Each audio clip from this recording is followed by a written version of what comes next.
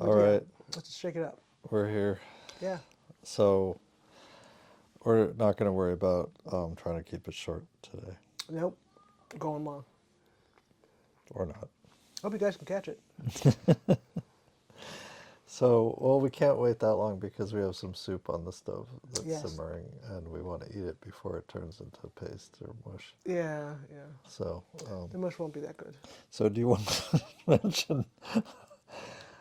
Can we start with the squash? Oh, so the squash. So, you had an opportunity to split a produce order with a friend of ours. Yes. This was actually months ago we started talking about it, like back in, Yeah. like before Christmas. We were like, hey, so I notice that there's this farmer in Canton and he's selling squash and winter vegetables by the pallet. Apparently, he grows biggins. Biggins. Yeah. And he was saying, and so it was like a little group chat. And one of my friends and I were like, hey, are those blue Hubbard squash? This is relevant to my interests. This is relevant to my interests. I Yeah. think this is where I want to be. Yeah. And so she and I were like, so you want to split a pallet? We could split a pallet. It's only like $100. I mean, that's plenty of squash. And like we were thinking to ourselves, A pallet. well, but no, like a lot of them, right? Yeah. As in, but if they're $100, that's like maybe $8. Eight squash. Maybe 16 squash or something like that. Okay. But like, so in other words, we were expecting them to be about like $8 a piece Right. Right. for $100, Right. and that Which might limited the number that they could be. right, which limited the number of squash they could be. Yes. Right. Right. Well, it turns out a pallet of squash is like 30 or 40 squash. Yeah, it was over 30. More than 30 squash. Not more than 40, but it's more than 30 squash. Yeah. And not just Which 30 means they were shockingly inexpensive per, squash. if half a you're pound. willing to go pick them up. And Yes, and load them in and fill your entire SUV with squash. Then yes. They're very expensive. And so yes, and so you might be thinking, well, okay, so what's 30, so like 30 acorn squash, 30 butter. No. Hubbard squash They're are large. Like they're the size of a small child. They're bigger than Thanksgiving turkeys. Yes. Most of them are. Like we actually had one, we had half of one, slightly more than half of one in the oven, and it was the size of a 24-pound turkey. Yes. Right. Yeah. So- they're really big and they're not easy to slice up. No, they're beasties. Beasts. So yeah, Beast of a squash. probably they don't even sell them in grocery stores that often because they're so hard to manage. Right? They're hard to manage, yeah. And they'd have to charge quite a bit for the stock up space and Well, all that. and that's like typically when I've purchased them in grocery, even at like farm stands, Yeah. they're like $10, and that's like a low end farm stand price. Right. At the This grocery is just store, to cover the cost of handling it's these really the things. cost of handling, I think, Right. handling and storage. But it turns out these were like less than $4 a squash. Yeah. And About when three and a third, three. And when your friend showed up and we took half of them into our house, we realized that we had 15 Hubbard squash. 15 Hubbard squash. 15 large Hubbard squash. Yes, we weighed a couple of them to try to get a range, and the biggest one I put on the scale was 35 pounds, and the smallest, I think there was one or two smaller than this, but Maybe. the small one was 22 pounds. Yeah, And so I think the one we cooked yesterday was 22 pounds. 20 pounds. Yeah. And it, So yeah.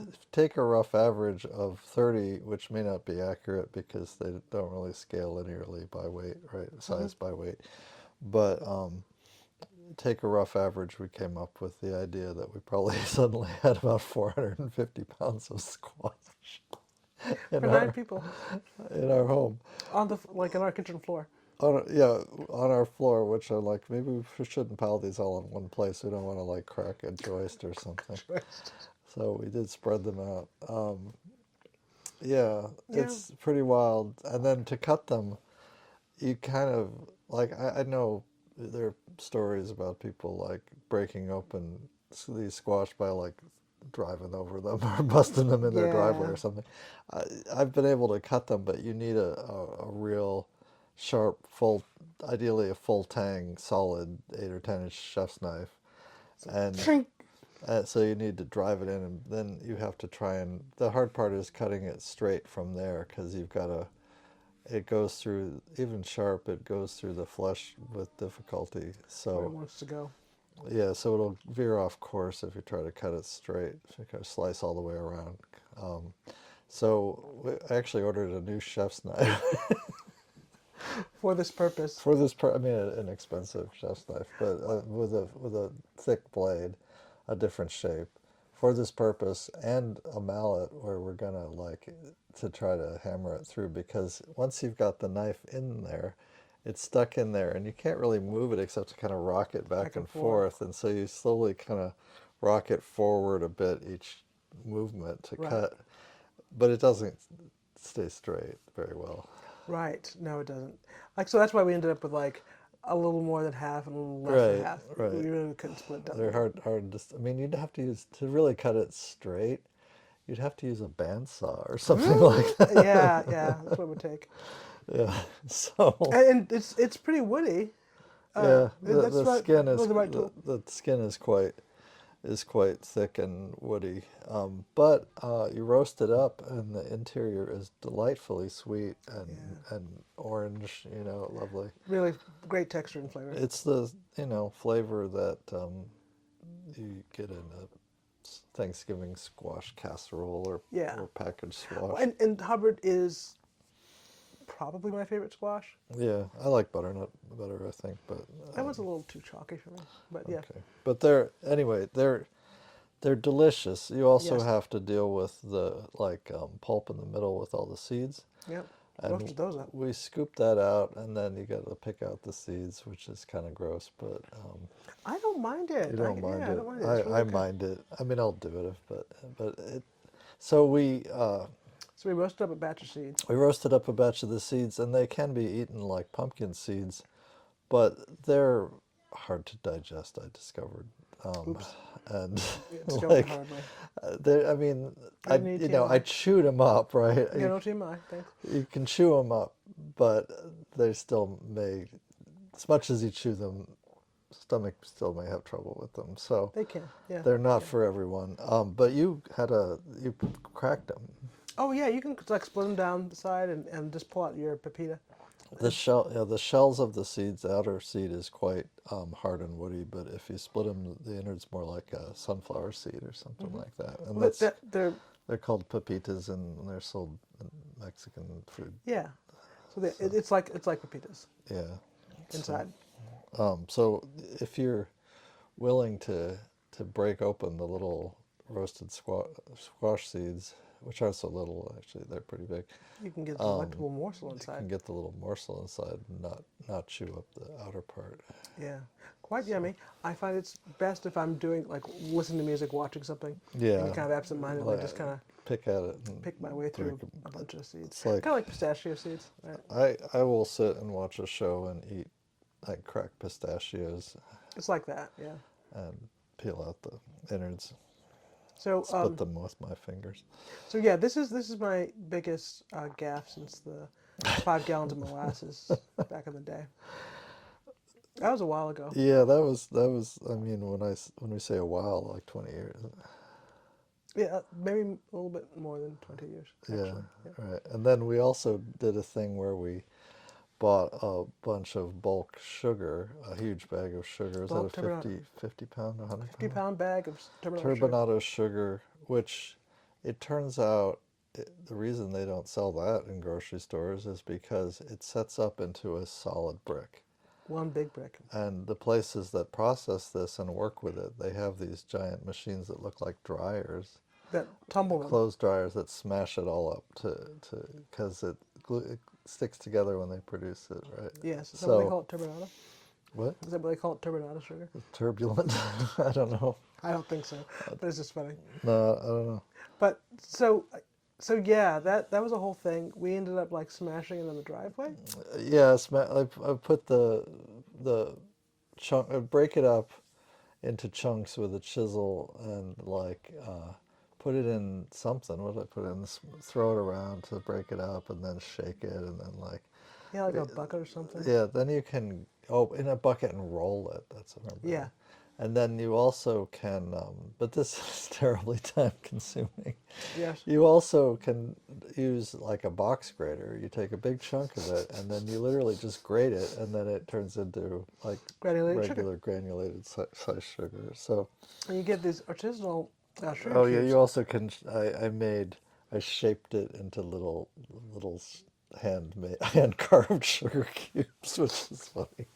Yes, so we had a bag of, Had a, yeah, we served those for guests. I guess, here's some artisanal sugar for you. Yeah, It was an absurd time. hand carved. Hand carved. Hey, we saved money. We said money. So, Maybe then we ended up throwing some of the molasses out. well, the molasses, we didn't expect that to be such a large quantity. It's 5 gallons. You're being a 5-gallon drum of molasses. You ordered a container that based on price didn't seem like it would. It would be maybe a half gallon, maybe 2 quarts. Right, because we were going by like, oh, a regular sized grocery store jar of molasses is like $3 or something. Well, like on the listing, Yeah. itself, there was a grocery store size, which I knew and recognized, about a pint. It was Yeah. like $3. Yeah. And this was more. I think it was like not. 20. It wasn't even $20, was it? No, it was $9. It was $9. $9. So I was yeah. thinking, oh, maybe it's not 3 pints. Maybe it's like a half gallon. That would be nice. That would be great because we went through quite a lot of We did molasses go through a lot and of baking molasses, right? back then. Yeah. So like 2, 3, yeah. So maybe it's like 4 pints Yeah. for 3 times as much. Right. And we'd get like a half gallon of molasses. It was a 5-gallon drum of molasses. Yeah, and we could not use it fast enough, and it did. Once it's been opened, and it did get moldy, right? I think after several years, it Yeah. got moldy. Yeah. And we pitched it after there was some mold inside. Yeah. But it took. Well, we did use a lot of it. We used a ton of it. Yeah. But like 3 years worth. Of Right. it. So yeah, before it started to look a little questionable, and we pitched it. This is part of our like never-ending quest to find the best, like the most cost-efficient way to feed a large family. Yeah. If it were just you and me living here, I don't think we would buy huge pasta in 50-pound bags or whatnot. No, we But wouldn't. and back then we If it had, was just you and me, we wouldn't be buying pasta. that's true. Yeah. Back then we had far fewer children as well. Yes. So, but this has So you been could spend 2 days hand carving the damn sugar. this has been a long-standing quest is to find the best. And like, remember when you would like, we should just go to grocery supply places and Yeah. get vegetables and whatnot. Well, you can. And we did. The problem is managing the amount of food because all of these foods are shockingly cheap in wholesale quantities. It's Like, really mind-blowing. shocking. Right. Right. I mean, pasta isn't shocking, but like, but some of them much more shocking how cheap. Well, especially like some of these produce things that are like they're really pricey. In they're like small $1 quantities. or $3 in the store. They're 10 cents wholesale. Yeah. Yeah. It's 10 cents. It's a quarter wholesale. But you buy a little bunch of cilantro, and it's like $1.75, Right. $1.25. Right. No, that's 10 cents. Or you can, but it's hard unless you're a restaurant who has their specials planned for the week. It's hard to do like To break it down in store. a case of cilantro, right? To break it down or in store. like, Yeah. or like a 40-pound box of broccoli. Yeah. Like Although, you know what? Our children loved that 40-pound box of broccoli. they did. Yeah, They all love broccoli, which Right. is Well, is and the cool. 3-pound box of mushrooms, they were all about that. Yeah, that was good. That was like an intermediate size that we actually could deal with. Could deal with, It right. would all fit Would fit inside the fridge. in a drawer, a designated like mushroom drawer Yeah, in the mushroom drawer. fridge. Yeah. Good times. Yeah. But yeah, a lot of those things, they are, what's the word I'm looking for? It's a lot of volume. We'd need a second fridge in Yeah. addition to the freezer, And right? they make these under-counter refrigerators that are made to be veggie coolers that are not. They are kept at a higher Yeah, temperature the low 40s. than your typical fridge would be set to keep like milk lasting. You to keep vegetables fresh, it's a higher temperature, and you plan to use them faster, right? like within the week. Right. They make fridges like that for under counter, like these horizontal fridges where it's drawers. Things go in drawers, and the whole thing slides out in drawers. And I would love that. They won't fit in a standard like A standard kitchen. American kitchen. They don't come in the standard units like for stoves and Stoves and dishwashers. dishwasher, counter height, etc. Right. No, Like they like don't. kitchen counter height, not Right. commercial kitchen counter height. Yeah. Did you see the TikTok with the lady that had the salad bar in her kitchen? Oh, describe that if people haven't heard about it. That was boss. It was amazing. So she's got like a salad bar, and it's like it's a fridge underneath, and there's stuff stored there like larger. But then everything's like chopped, portioned, ready to go. I want to say a dozen items on the top. Yeah, A dozen, maybe 15 items. it's like a miniature version of like Going through Subway. a big boy salad bar, if you remember their salad bar, Yes. or Sizzler, or Yes, Ponderosa. precisely. Yeah, And so the children could come through and serve themselves portions of whatever they liked as needed. and she had like proteins in there too. Yeah. So you could like, I always made my salad always had spinach, grated egg, Thousand Island dressing, and bacon. Right? Which Those are good is times. to me that was a delicious meal salad. It is right? delicious. Right. So yes, that was an amazing TikTok, and she talked about how she like managed all this stuff with this little central organizing system, and I was like, these are my goals in life. These are my goals in Stretch life. goals, squash Stretch goals. Yeah, But yeah, we're gonna hit it.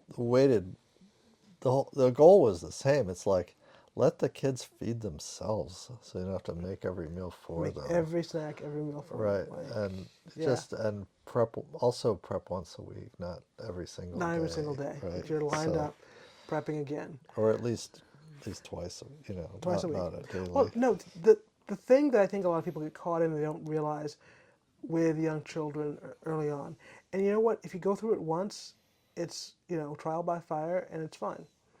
But you cannot live your life this way, where every 90 minutes it's time to prepare food. So yeah, someone every 90 minutes, a different kid is demanding that you feed them. And then And in it's that, not the same thing that and it's not the same one thing. wants. And then and don't forget, you yourself will God. be hungry. Yes. You yourself will And be ready thirsty. to have a meltdown because you haven't fed yourself. Because you haven't fed yourself. Yeah. While all this is going on. No, You can't actually do that It's maddening. for longer than years and years and years. Like that can't be your life. No. And I know that some people like fall into that, and You've got to develop a yeah. system. And that maybe you works could for do it for one kid for like a year or two.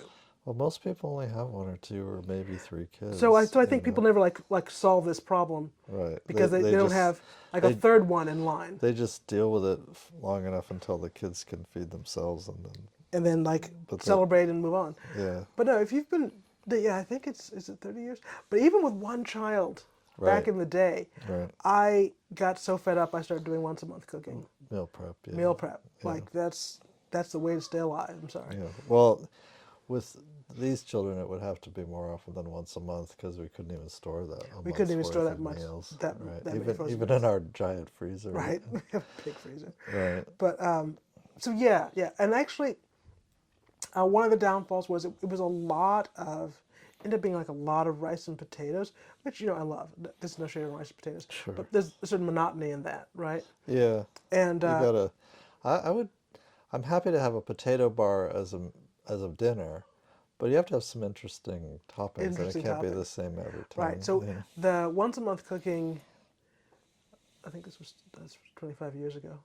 The once a month cooking I was doing 25 years ago involved a lot of frozen casseroles. Yes. Like you take this casserole, you shove it in the oven, turn the oven on, and 90 minutes later, everyone can eat. Well, I grew up with casseroles, so I love a good casserole. I love a good church basement potluck. Yeah, but this was like egg casserole for breakfast and a different casserole for lunch. Yeah. So I don't have a problem eating the same thing every day. But yeah, You can deal with the the repetitiveness repetitiveness of that. nature for at least a week, but I really have I don't know, I guess you could call it a sensory issue with eating the same thing over and over. I need variety. More variety. Yeah. So yeah, so weekly meal prep is a new goal of mine, where you can have Yeah. more fresh food, and maybe cook it fresh each time. So we currently have a vague kind of like plan per day of the week, but we do change it up significantly As needed. as needed. So like there's usually a meal, there's usually a pasta dinner, there's usually a taco dinner, or which also can be a taco salad or a nacho dinner or Or whatnot. burrito So if you're feeling fancy. right. So and we have the flour tortillas. You can something I've been doing recently, and then Fridays is like the kids want fish Fish and sticks chips. and fries. So, but I've been enjoying taking fish sticks and putting them in a flour tortilla and adding Col- whatever coleslaw, right, Coleslaw. coleslaw and whatever other sauce seems like, maybe a little Seems hot like- sauce or Right. something. And then to me that is I don't know, people will be disgusted by this, but I would describe it as a working class fish Fish taco. right? And Yeah. I grew up with fish sticks and coleslaw, and I like you that. know, No, so so it's a lovely deal. So it's lovely. It's fun. And I found that we ended up doing rice instead of potatoes on potato night in the summertime. Yeah. Right, but Yeah, whenever we try to make rice in the winter, it just doesn't seem right somehow. it actually seems actually Yeah, I unappealing. don't quite get it. Whereas we eat a ton of rice during the summer. Right, and then potatoes don't feel right in the summertime. Right. Yeah, So, but like potato squash, all those like sweet potatoes, roasted root vegetables, lovely yeah, all through fall and winter into the spring. we had a little accident. We have a weekly vegetable delivery, and we had a little accident with it. Well, And when the squash came, the we pod got very people arrived. distracted. Yes, Yeah, I mean, it literally did look like the Invasion of the Body Snatchers film, and I was slightly concerned that Yeah. we were going to be turned into pod Pod people. people. These were the pods. these are the pods. They've been delivered. You are next. But we were distracted from our usual routine. We also had people coming over for an outdoor bonfire and an ice storm, right? Like, and a weird sleet, like snow and sleet storm, so that Right. everything was super icy. No, but those kids had a blast. They And had stuff. fun sliding around and falling. You know, it's not a big deal when you're a teenager. But Right. and we did have a bonfire. That was nice. It wasn't super cold. It was just No, it was in the it 30s. just kept like sleeting on our heads. I had Real- to come in to dry my head off. You know. Yeah, real but- messed up. But yeah, we get Argus Farms delivers produce every week. We have a double order for our family of their like weekly produce box, and they just leave it on a table outside our door, and they usually ring the doorbell or text you or whatnot. Right. They probably did. They probably did, but And we were like distracted and didn't notice. because we were so distracted. So the reason we didn't notice is that the produce comes in these reusable what are they? They're plastic. They're like folded plastic, corrugated plastic. Corrugated plastic boxes. Yeah, And they sit on the and they delivery sit table. on the table. So when they arrive, we take them inside. We take all the produce out, and then we stack them back up so they can take the boxes next Right. following They week. drop off the boxes, they take the boxes. We put them back on the so you don't necessarily notice that something arrived unless you Right. look for it. Right. Like there's Right. always green boxes sitting there. So sadly, the produce sat out all night Yeah. on the table and froze. And actually, I think the onions got the worst of it. Interesting. Yeah. It did so absolutely froze. Yes. it wasn't super cold, but it was below freezing. Mm-hmm. So they did eventually freeze. So we have some. Although the lettuce actually came back, it was Yeah. interesting. The That's what I mean by- apples maybe a little mushy. Onions have a layer that didn't work out. well. Mushy, Yeah. but the But the pea shoots, pea shoots, snow peas. lettuce, all fine actually. So we're having a frozen lettuce salad tonight. Well, actually, there's a reason they call them these cold hardy vegetables, and they are. Because they can tolerate take a a light light frost. Yeah. So they got a light frost, and they will probably just be sweeter. Yeah. Okay. Yeah, same with the pea shoots. So that's So it wasn't a disaster. wasn't a We didn't disaster. actually lose very Lose. much. And the apples Yeah. that froze, they'll go into a crisp or something. Right. No one's going to be angry. They're No. going to eat and be happy. Right. Yeah. Yeah. But yeah, we are struggling a bit to continue to come up with systems to feed everyone. I think we talked before about how we only are buying bulk food of the things that we know that we will use up at a steady pace. Yes. And I think this is really important for prepping, and not enough people think about this. They think, let's get 100 pounds of TVP, and then TVP. if there's a disaster, we'll be able to. We'll have protein. Like, have you eaten TVP? Like, do you know how to cook Yeah, it cook and it. do with it? Right. Do you know how to season it? Because, Yeah. that's the only way you're getting it down. Right. And Right. you need water. Right. Right. So you need to just think about those kinds of things. And frankly, integrate those things into your diet. Now, to get practice practice making it, using making it, them palatable. and having, Right. and understanding and having, and it's so, pardon the pun, but so fine grained. Like I was thinking about some mutual aid rice. I'm like, well, we use the short grain brown rice. We get the specific type of rice that we like, and we get it in 50-pound bags. Right. And then there's like a precise way we cook it. Yeah. There's a way that people expect it to taste. So even like the rice you like, Right. jasmine rice is delicious, but that's not going to be the right shift for our family. We don't prepare it. We don't cook it. We don't. Right. It also goes off faster. Right. Basmati rice. So the short grain brown rice, all of these rices, white, the milled white rice lasts the longest without Yes. starting to taste off or rancid Right. or whatnot. But the ones that are more nutritious and more flavorful, that have the bran and the oil and whatnot, they They go go off bad. relatively quickly. By quickly, I mean over the course of 6 months, Right. to a year. Not weeks. But No. but between 6 months and a year, you'll start to notice some degradation in flavor and Right. So we taste. don't. So we try to only keep the things in stock in these bulk containers that we really use. Some things like pasta has so little water in it that it lasts for years Yeah, without any noticeable change. But so we get a couple kinds of pasta. We get granola, which the littles will love. This bulk granola from Bob's Red Mill. We get a Lundberg short grain brown rice in 50-pound bags. We get we do something interesting with peanut butter now, which is we get these chopped bulk peanuts that are made for like sundaes. Yes. They're made for ice cream shops to sprinkle over their sundaes. Right.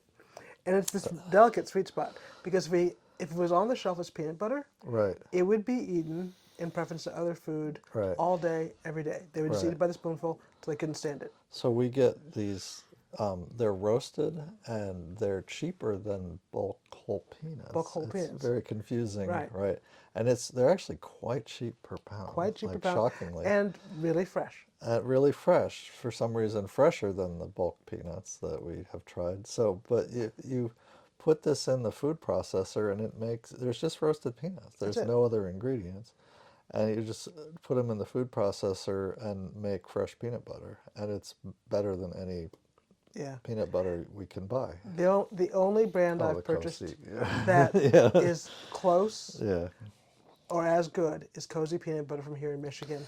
And we were getting it for a while, but the price went It's through the roof. really expensive. It's like- sold as a But it's now moved to a boutique item, Yeah. right? Like, Like there were some grocery stores that were carrying it at a grocery store Yeah. price. yeah. But no, it's not this boutique item. It's really like $8 a jar, $8 a jar. It's too expensive for us. So we can Have that quality. make with the they're called granulated peanuts. So they're just chopped. It's Just chopped peanuts.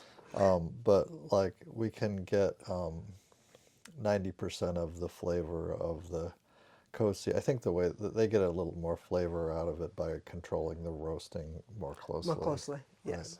Like they do a lot of it in house. They ship in Yeah. bulk into So, roast from there. but yeah. that's how we make our peanut butter, and we go through a ton of peanut butter too. So, Yes. And so it's really well loved, tolerated, and enjoyed by the kids.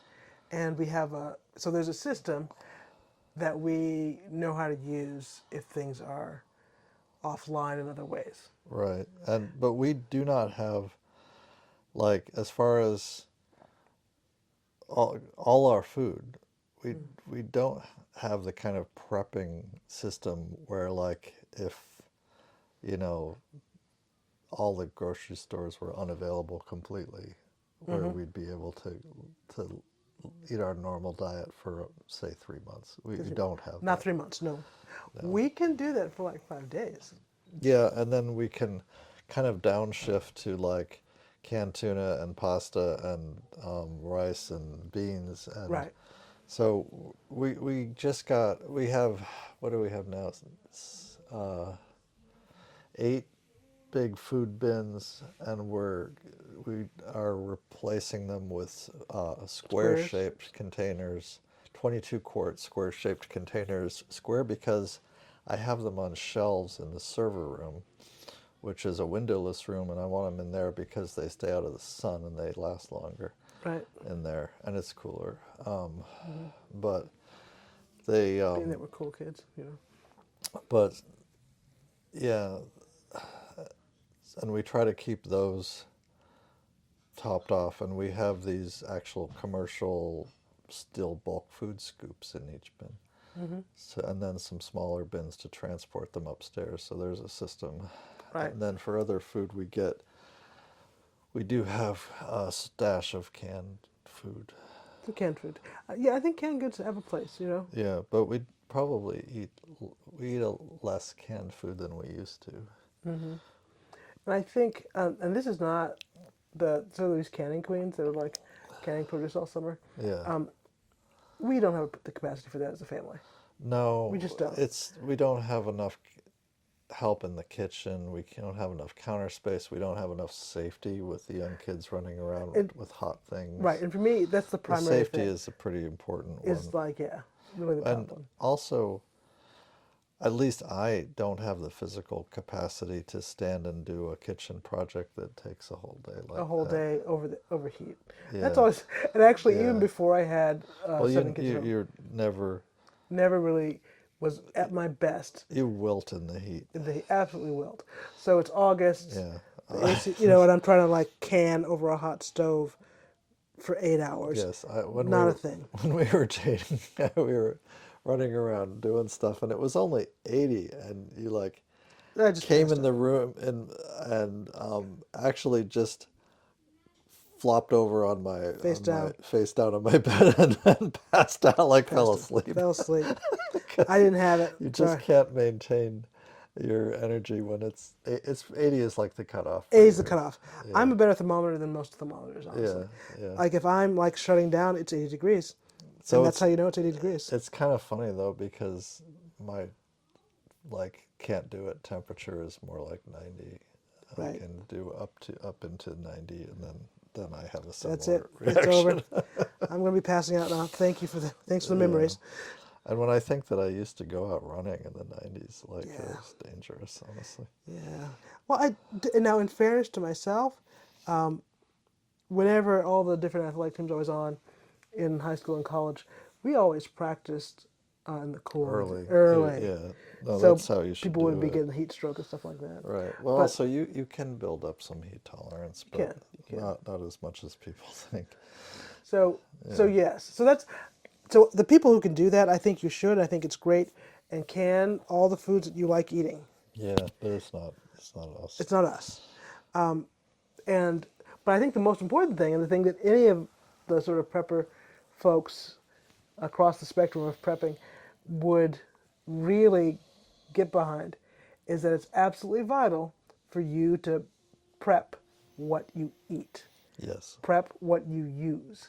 Like, And don't get things don't thinking it's exactly. Don't surprise yourself on the day that you really need to dig into your emergency food supplies with, like, well, now what the hell do I do? Now what do I This do? smells like This smells like ass. I'm not eating ass, it. and it, like, has the texture of Alpo. Alpo. Yeah, So no. we're being mean to TVP, but in It's one fact, of our favorites. we actually use TVP all the time. I mean, it's very expensive to like make chili or taco meat for our For nine family people. for 9 people with all meat. Right. So we With cut it. with grass-fed beef, right? Right, or locally raised Local. sausage or whatnot. Right. So Yeah. we cut it with TVP to a significant degree, which is exactly like Taco Bell did. Right. And don't tell me you were ever too good to actually enjoy a Taco Taco Bell. Bell taco, Right. right? No, they were lovely. They were lovely. And so that's like our chili, our chili night on a bolognese sauce. Yeah, Sam's yeah. actually thinks the bolognese with TVP is It's, witchcraft. Like, how can this taste like meat?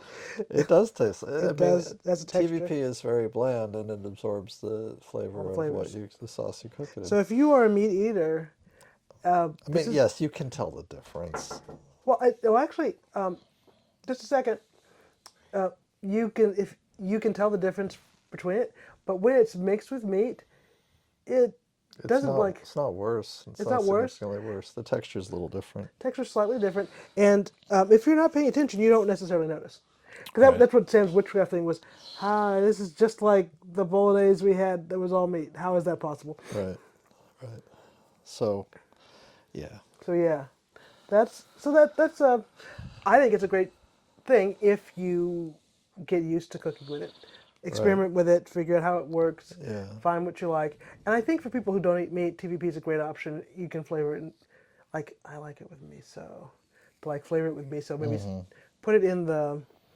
There'll be directions on most things that you get. You need to add something to make it give it more umami flavor More of it, because it doesn't right. by itself have. Any flavor to speak of. Yeah. Right. So what I would typically do to prep it myself is to measure out, and these are the wrong ratios for what it says in the bag. This is what's worked for me. So 2 cups of TVP or a cup of TVP, 1 cup of boiling water, and 1 to 2 tablespoons of any kind of flavor, whether it's miso, whether it's a spice mix, chili, even if it's just salt and pepper. Yeah. Yeah. And it seems like a lot of seasoning for something that will basically double in volume and has no flavor at all. It has less flavor than a plain potato. Right. Right. That's not too much seasoning. Right. It's just enough.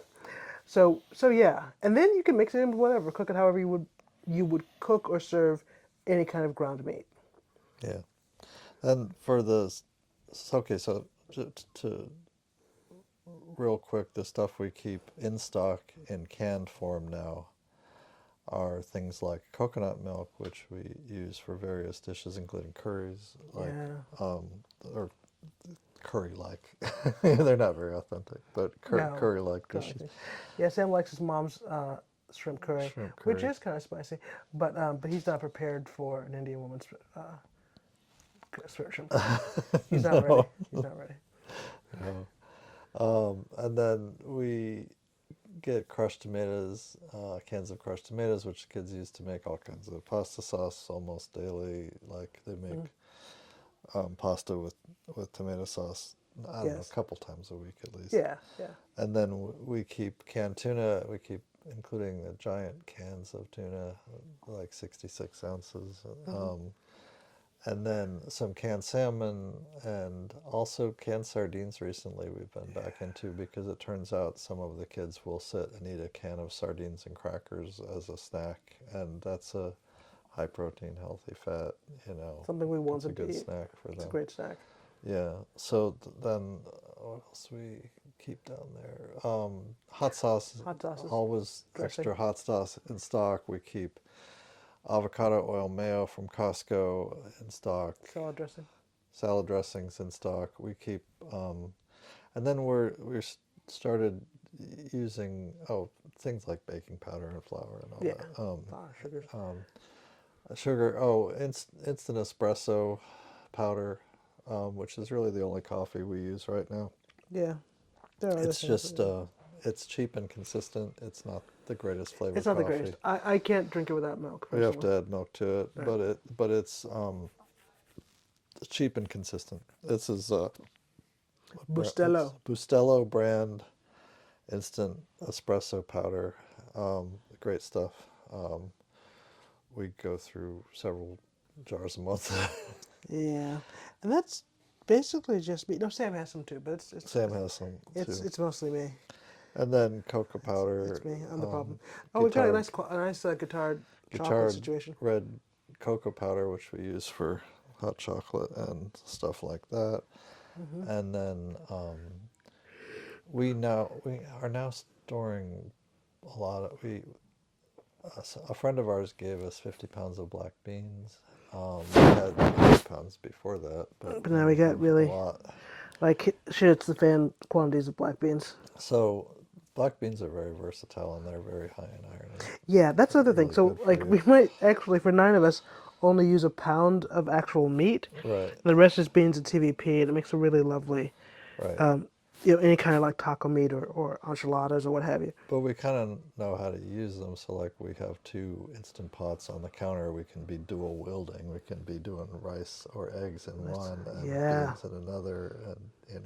yeah, And then, so the actual it's good amount, that way. so a lot of black beans. We've got black eyed peas. We've got lentils. We've got split peas, Garbanzos. garbanzo beans, dry, all that on the shelves. And these are things that we do use. Oh, and like canned milk, like not evaporated milk, but a sweetened condensed milk, Sweetened or condensed any milk. kind of dessert thing that the kids might want to make or have. Right. And then on a less frequent basis, we get bulk brownie mix Hmm. in big boxes and bulk pancake mix.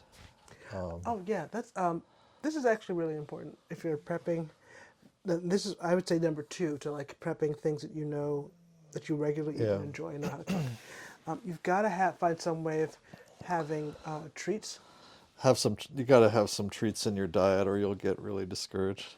Yeah, just it's the whole thing. And I know there are some folks that I would describe as extreme in their prepping who are like, yeah, there's no room for treats. I think, especially with children, but also even for you as a grown up, Oh, I need treats. you need treats. You need I treats didn't and build this body bit just skip a dessert, bro. skipping dessert. Oh, that's not how I got this figure. So really, like your morale, and Morale is important. it's really a big deal. It's really a big deal because you'll need to stay. Like if you're in a situation where it's really, I have what I call a little hedge in the freezer. Hmm. It's it's roughly 40,000 calories of Lard. lard and Pastured lard. pastured lard, Right. and that's like wow, like That sounds like a lot, but it's a big brick of lard. it's a big brick of lard. It's Yeah. one big brick of leaf lard, pastured leaf lard, and Yeah. the idea is you. If If things you're really prepping, go really hit the fan, you're and really struggling, and all you guys like you're still in your house, or you right, have access to cooking facilities. right. That's Which we have even when the power's out because our stove and oven are gas. gas heat. Yeah. So in those situations, you may need to make it past 10 days and cook and eat.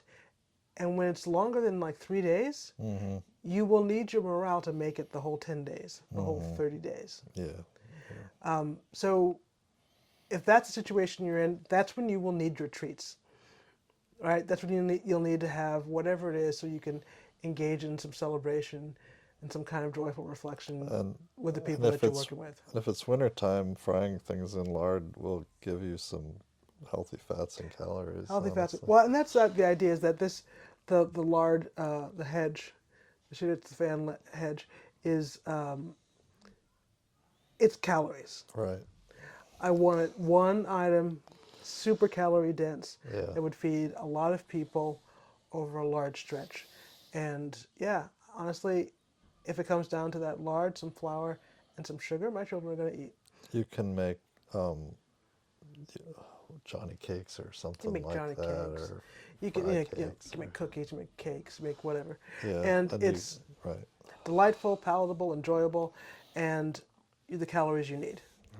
So this is not necessarily diet advice for your long-term health. Long-term health. This is not quite the worst case scenario, not the nuclear option scenario, right? The apocalypse option. Yeah. But like getting through some lean moments when you really have to. Hang on, I'm gonna pause. But no, those moments when you are between jobs, struggling this way or that, power's out. Yeah. There's a long-term disturbance to your power, to your access, Right. flooding in your area, what have you. And you're going to have to hold out in your position for 10 to 30 days. Right. That, yeah, That's our goal. that's our goal. Be able to It's hold out.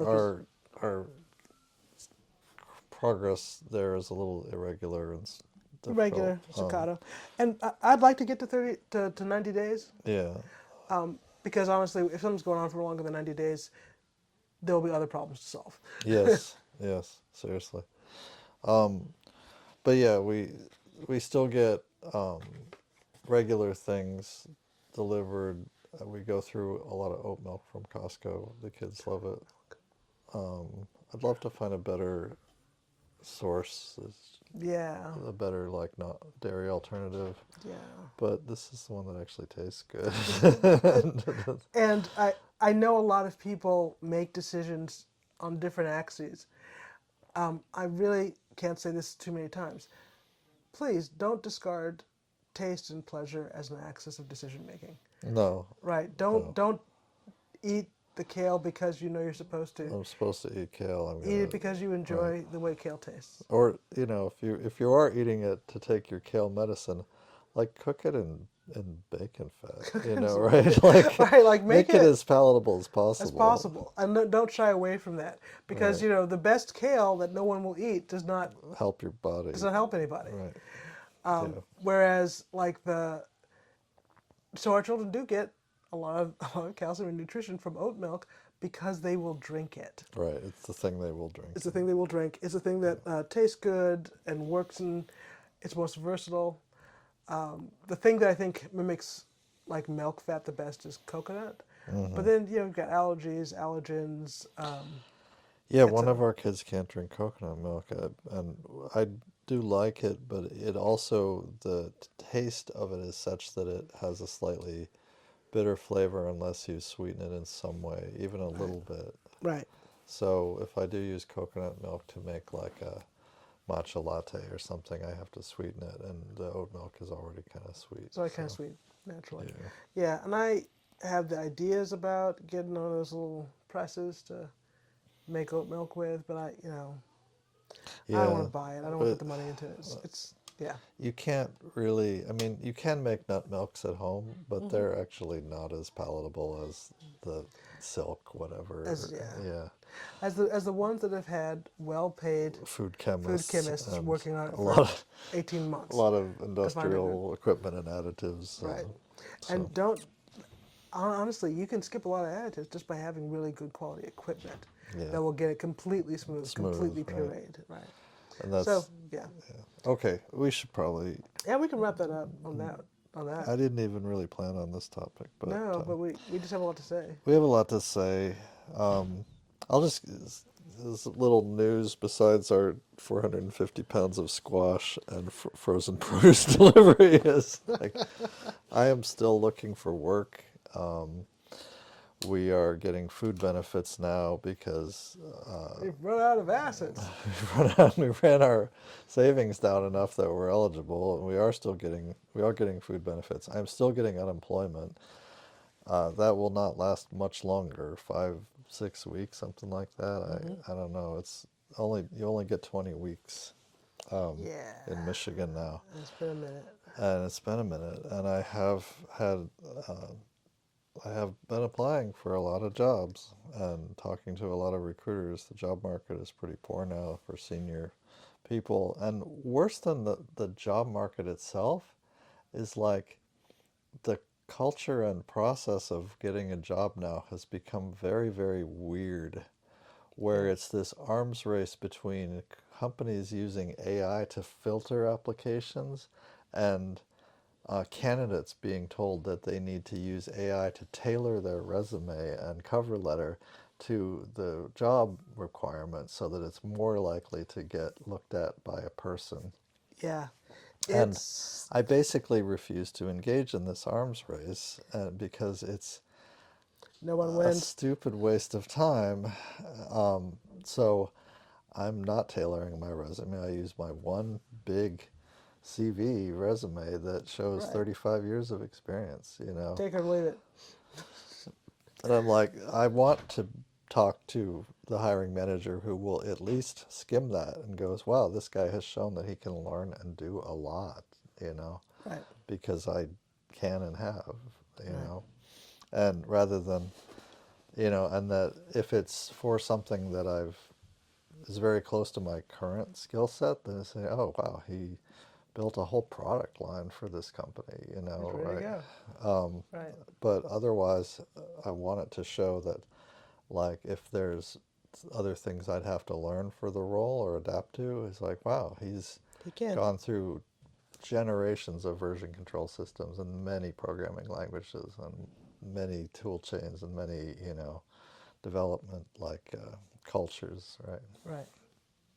Anyway, but it's been hard to get interviews. I did have one interview, and was seemed to go very well, and I felt pretty positive about it, and I was hoping to be kicked up to the next round, Round of interviews. and just got a generic email saying they've chosen to go with other Different candidate. people.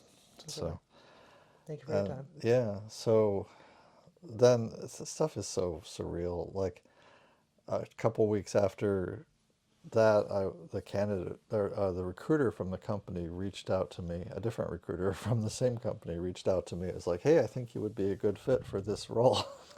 So do I. I just interviewed. Like that's why I applied for it. Yeah. So he said he was going to look into whether, Is that real? I don't know. yeah, but Maybe they're all scams. well, that's the other thing is I keep getting so somebody posts a contract job opening somewhere, and it gets bounced around this, like, I call them bottom feeders, which is probably unfair to catfish and other lovely Lovely part creatures. creatures, but Part of the the sports like system. there are whole and again you don't want to blame the people in No, they're the just trying. system. They're just trying to pay rent. They're just trying to pay their rent, but there's a huge network of I'll go ahead and call them predatory recruiters and predatory body shops that just are placement firms that just their job is to hire you at as low a rate as possible and then farm out your work to someone else for as high a rate as possible. That's That's the the job. only That's the deal. real sensible description of what they do. And so a posting goes up that has some keywords that are in my LinkedIn profile, and I start to get phone calls, and I'll get 5, 6, 7, you know, Armed. by Yeah. different companies. And recently, the bulk of these recruiters are working out of call centers in Hyderabad, India. And I know as soon as I hear the very poor call quality and all the background noise that this is not going to This be isn't gonna. great. It's not gonna be great. Yeah. So, and then I did have one, like, I read the description of this job talking to a recruiter recently, and I'm like, she said, "Oh, this is looks like your kind of work." I'm like, "Yeah, this is entirely like, it does mention some other skills, but this is described as mainly a DevOps role, which means the person that sets up and maintains the build pipeline for testing, for like to do like so that every change that's made to the code gets automatically built and tested." Mm-hmm. And this is, I have done a little bit of that. I understand how it works, but it is far from my specialty, and my experience in DevOps is measured in weeks and not years, Right. right? And I'm not really interested in being a DevOps engineer, like working with GitLab pipelines every day. But so told her this, and she said, "Oh, this is more of a generic job description. They actually have all kinds of different, you know, some engineering work, some this work, some that work." I'm like, okay, well, that's a strange way to write the job Job description description. if that's true. So I said, okay, you know, go ahead and represent me and put in my resume for this. Mm-hmm. It hadn't gotten, you know, it wouldn't get to the point of an offer yet. And then she called me the next day and said, I spoke to the manager. It turns out they're looking for someone for more of a experienced DevOps position. Like, the hell, come Hey, on. come on. So, What's this about? What's going on here? and then the next day, another recruiter from a different company, and also in a call center in Hyderabad, Yes. called me about the same job with a different staffing firm We don't know if it was the same call center and even. had the same spiel and Yes. said, "Oh, it's more of a generic description." I'm like, I Huh. have no idea if this is. I mean, I did look up these people on LinkedIn. They have real profiles that have been around for a while. They seem to be people, but That, I have no idea if this is a scam. So I was very cautious about giving any personal information that's not already on my public profile, right. right? Right. But I have no idea. So I had the same argument with this other guy. Mm-hmm. and, and I said, because the other recruiter I just spoke to said she spoke to the, I was like, well, I just spoke to the, I'm like, Jesus Christ, I'm not getting into this game of he said, she They said, said and who's just. talking to the recruiter and who has the in to get me hired. This is ridiculous. I don't want you to represent me. I don't agree. Right. Mm-hmm. So, but I don't want to rule out possibly getting a job this way because although I would like to have like, I'd like to be hired as a full-time, you know, permanent, quote, permanent, unquote. Permanent. Nothing is permanent anymore, but like a Mm-hmm. permanent employee. That would be my ideal with benefits, you know, PTO and health insurance. Um, these uh, these staffing companies have helped me several times get contract jobs that were actually pretty good, except for the lack of benefits, Right. like and PTO. Like they paid pretty well, and I enjoyed the work, and the team I worked with were decent people and all that. Mm-hmm. So I don't want to just not answer calls from staffing firms. Anyway, that's where it is. That's what jobs are. That's where jobs are. My health has been weird. Um, I got an Apple Watch, um, mainly because I've been having tachycardia and weird blood pressure, and it won't measure your blood pressure, but it will watch your heart rate. Heart rate. And I Yeah. wanted to get some data on my heart rate, especially overnight.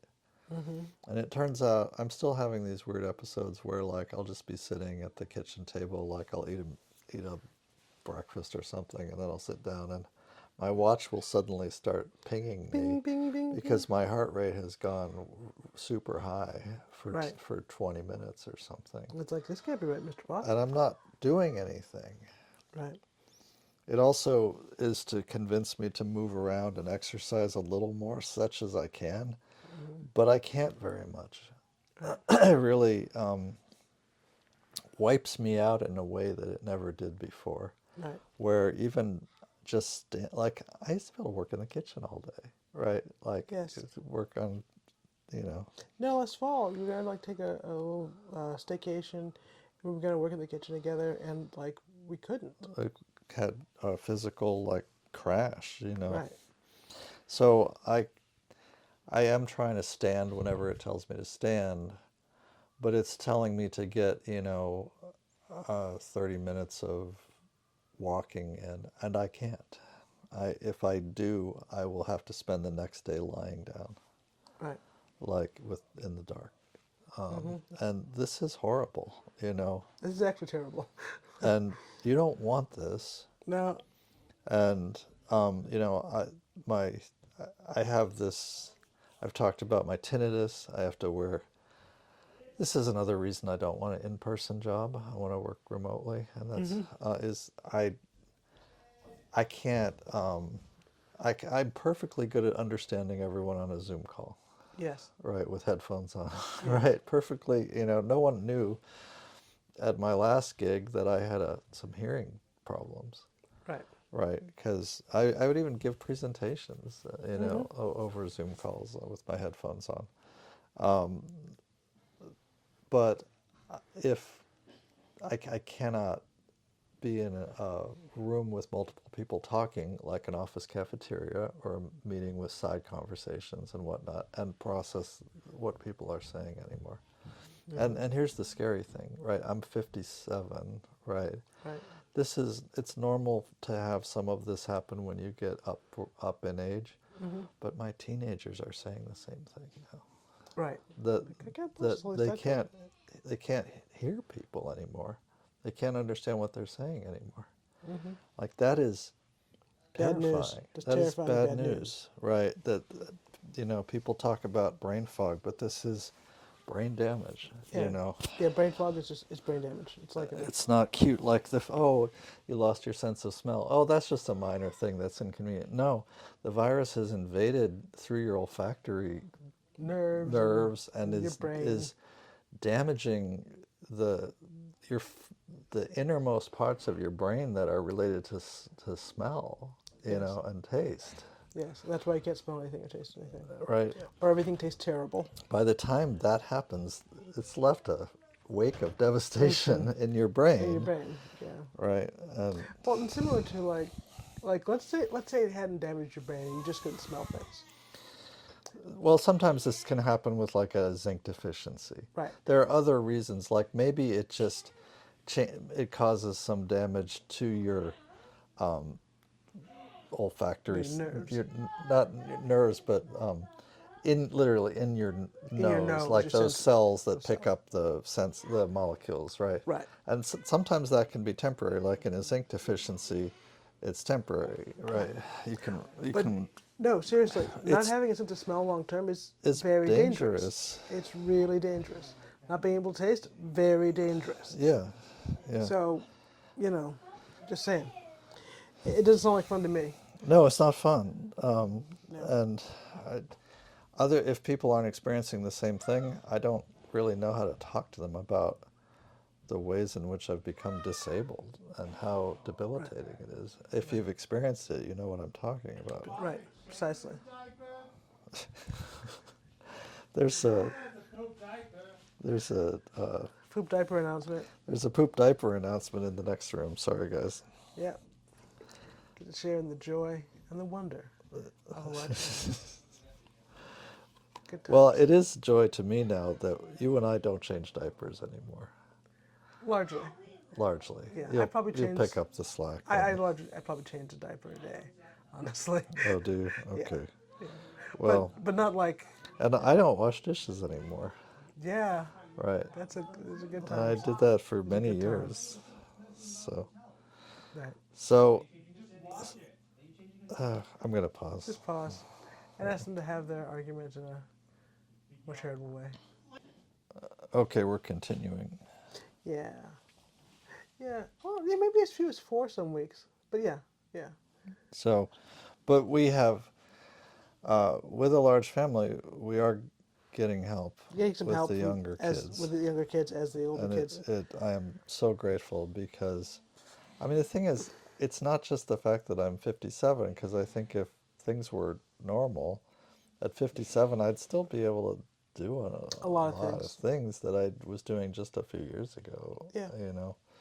But my body doesn't work the way it used to. No. Not available. So we need the help, We need the help. But speaking of disasters,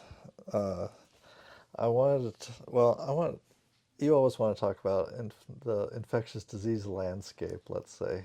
Yes, I do. It's my special interest. So let's talk about that. I've been talking about long COVID, but what's going on out there?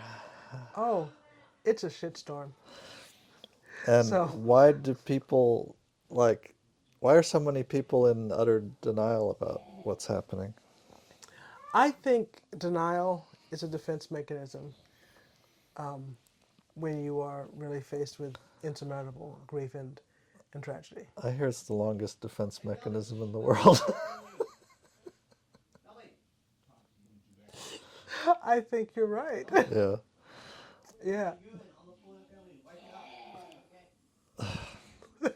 So great. I'm just saying there's urine on the family. Okay. Yeah, great. Like, can you be a little louder with that? Just like, do you want us to open the door so you can just like... Yeah. Why don't you come join us? Come join us. Change the diaper right here. Right here. Can You you may need to be? pause. Can you give us some specifics? You may need to pause. I want to pause. All right, Eleanor is upset and making a lot of noise, but there are people actually trying to Trying to console her and calm her down. comfort her. Right. So let's see. Let's try a brief rundown of the infectious disease landscape in the United States right now. Go for it. Okay, so COVID is still circulating at this point, killing about 3,000 people a week. And this is February 9th, Is it 2025. still 3,000? It's still It 3,000. seems like it was. It's going It down a was. bit. It was on the downside. COVID specifically. COVID specifically, on nationwide. on the downside, but again, this is only the stuff that's being reported. Reported, which is not much. We don't have much faith in some states just aren't reporting any. Right. Yeah, right. So no data. it's so Yeah. that's the number we have with Right. nearly no reporting, Right. nearly no testing. That's the number we have, and that's about 3,000 a week. Yeah, which is better than the known case loads at the peak, but not good. But not good. Yeah. Not good. So that's COVID, and it's a clear and present danger. It's if you have some wastewater data to use, it may not be very good wastewater data because the baseline for wastewater data was changed January 13th of this year to raise the baseline to 2024 levels. This is so weird. So They just literally just changed the graphs. they just changed the graph cutoff so point. that 2024 levels are 0 on the graph.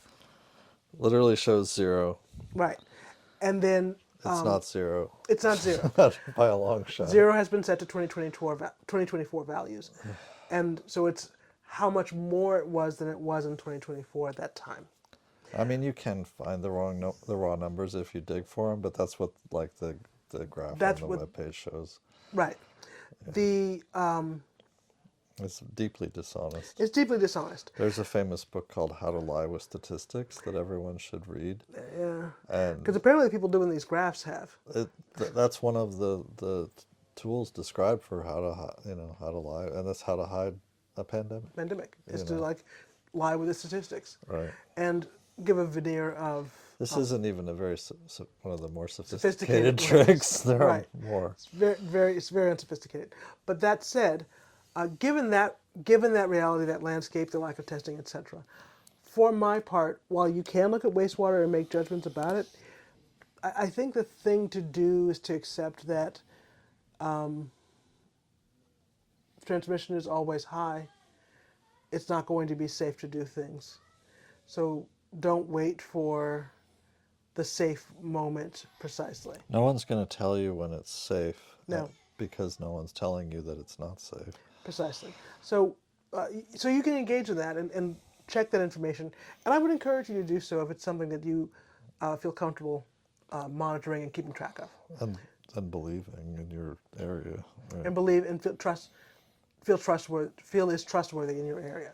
Yeah. But just understand that COVID spread transmission is high and unmitigated in most areas in the U.S. We've got the largest tuberculosis outbreak we have seen, I think, 60 years in the United States right now. It's now across 3 states. Three or states. More. Last I It's spread checked, to Ohio, I guess. yeah, well over 100 cases, Confirmed active cases. confirmed cases. And And that just sounds like that's not that many. well, yeah, but these are the known ones, and this Yeah. is the drug-resistant TB. This is the drug-resistant TB. And you've got to understand that more than 100 known active confirmed cases at one time is, I'm going to get the number wrong, but I think It's an iceberg situation. it's a nice, yeah. It's first of all, it's the tip of the iceberg, but it's a 5-fold increase from numbers before 2020. For like in a typical year, you might have 20. Right. No, this is one of the things that modern public health was created and succeeded at improving. Improving. It's widespread tuberculosis. And we literally have now like 18th century diseases surging Yes. And like I listened to a podcast called The Trillbillies, and one of the two hosts is like, I mean, they spent a whole episode trying to like laughing, like whistling past the graveyard and joking about how he's going to start writing romantic poetry and all this like. But yeah, one of the hosts has been diagnosed with TB, and Tuberculosis. uh, he's I guess he must be in his 30s, but like Yeah. it's It's a young person. yeah, Not even middle aged. and not a not a Victorian era poet or No, or Edwardian not at era, all. right? Not even at all. So, and So, this is being replicated everywhere, where like, and it's especially happening in congregate settings like schools. schools. Schools are congregate settings. Yeah, and Right. this is, like you said, this is a shit show. It's a real shit show. Without public health and without free and readily available treatment, a lot of those people are Will going to just die slowly. will die slowly, will become very sick, will suffer a lot along the way, and will spread it And we'll spread it. too, because they can't not. They can't not spread it, Yeah. right? It's that's the big thing. Because the other side of the coin on, and actually everything I'm about to talk about, we have treatments, we have things we can do, but you have to have access to those treatments. There has to be enough beds in a TB sanitarium for this to work, right? Right. So we have TB vaccines. They're not that great, but we have them. We'd have to give them to people, Yes. right? We have TB treatment. It's antibiotics. It's like 8 to 9 months, 6 to 9 months of treatment. That's the thing. The modern TB strains are very hard to get rid of, and Hard it to get rid of. requires a lot of follow-up care to verify that you have, killed off everything. Killed off everything. And if you don't, it comes back. It comes back, and you are infectious again. Yeah. And frankly, a lot of people have latent TB. Yeah. Right? And your immune system keeps it in check. And if your immune system is not functioning optimally, which you should no longer expect it to if you've been exposed to COVID repeatedly. That's the key point that I think we should emphasize here is that they TB isn't necessarily spreading like this because it's some new infection. No, no, no. It's spreading like this because even ordinary school kids now are severely immune compromised. Right.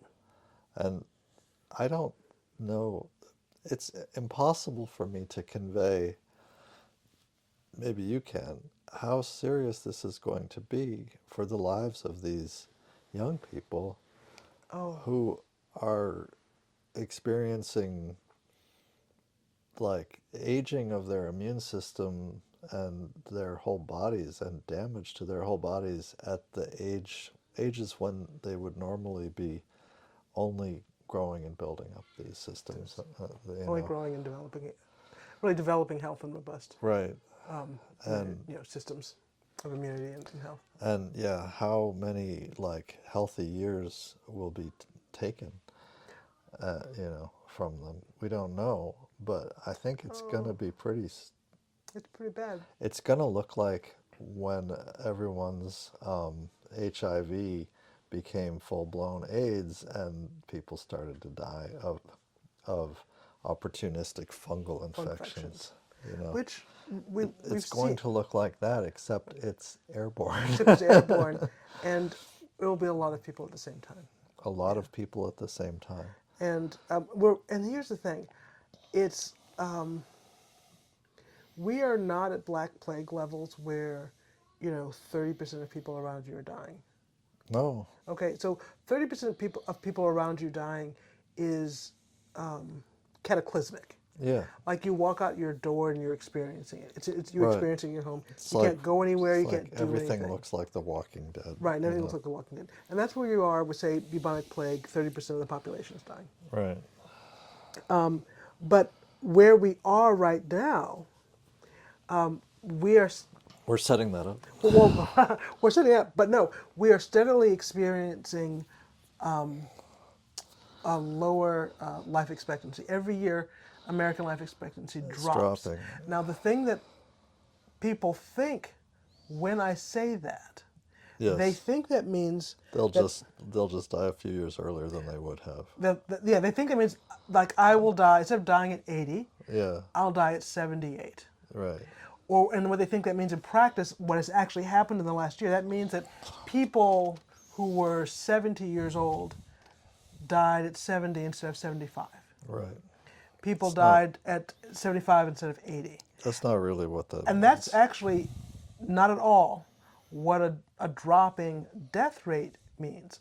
A dropping death rate means that children died. A dropping death rate means that young adults died. That's how your death rate drops quickly in real time. A death age, dropping death age. Oh, yes, age of death. Yes. Right. Dropping age of death. So dropping life expectancy. Yeah. Yeah. So life expectancy is you average in the guy that died at 90 with the child that died at 5. And so for that to be dropping rapidly over the course of just a few years. That's more children dying. Yeah. So we are actually in that moment now where children are dying at higher rates because that's how our life expectancy is dropping so rapidly. And not just children, I should also say this is also teenagers, young adults, people in their 30s. And it's going to get very confusing because COVID itself initially did in fact, the acute infection did actually kill people in a curve. It had a very clear tendency to kill older people. Yes. Right, and really not to kill younger people in the acute stage very much at all. Right, children, a lot of children came out of it with flying colors. Right, Right. Seemed fine right, by all but appearances. that's not the case with the long COVID and the continuous reinfection damage and the immune damage. That's not the case. It actually ends up looking a Yeah, lot worse because for children younger are people. still the reservoir for viral diseases, and kids in schools and congregate settings are still transmitting diseases now, and now they're getting sick with everything. With everything. So that actually brings, so tuberculosis is surging, and I know it sounds like there's 100 cases, like fewer than 200, maybe around 200 cases out of 330 million people. Why is that a big deal? It's a big deal because the jump is a spike. Yeah, And straight up. It's straight up on the With an graph. illness we had under control, it's kind of almost gone asymptotic. Asymptotic, right. Yeah. And at the same time, realizing that anytime, for tuberculosis, anytime you've got testing going up, it is the tip of the iceberg. It means there's a huge swell of latent and emergent TB and people who are ill but not so ill. That they can't go to work and Right, school they're and seeking care. shopping and They can't continue to do what they're doing, and they're not seeking care. right, because they don't even know. They don't even know. They've got a little cough. They feel a little run down, and that's all they've got, right? So dealing with TB is this sort of ongoing thing where with adequate testing and infrastructure and care, people can recover and survive. Without testing, without care, without antibiotics, people just die slowly. Yeah, That's why they die coughing up blood. they die coughing up blood, and that's why it was called consumption. It slowly consumes you, Right, all your energy all your energy. So that's TB. until you can't breathe.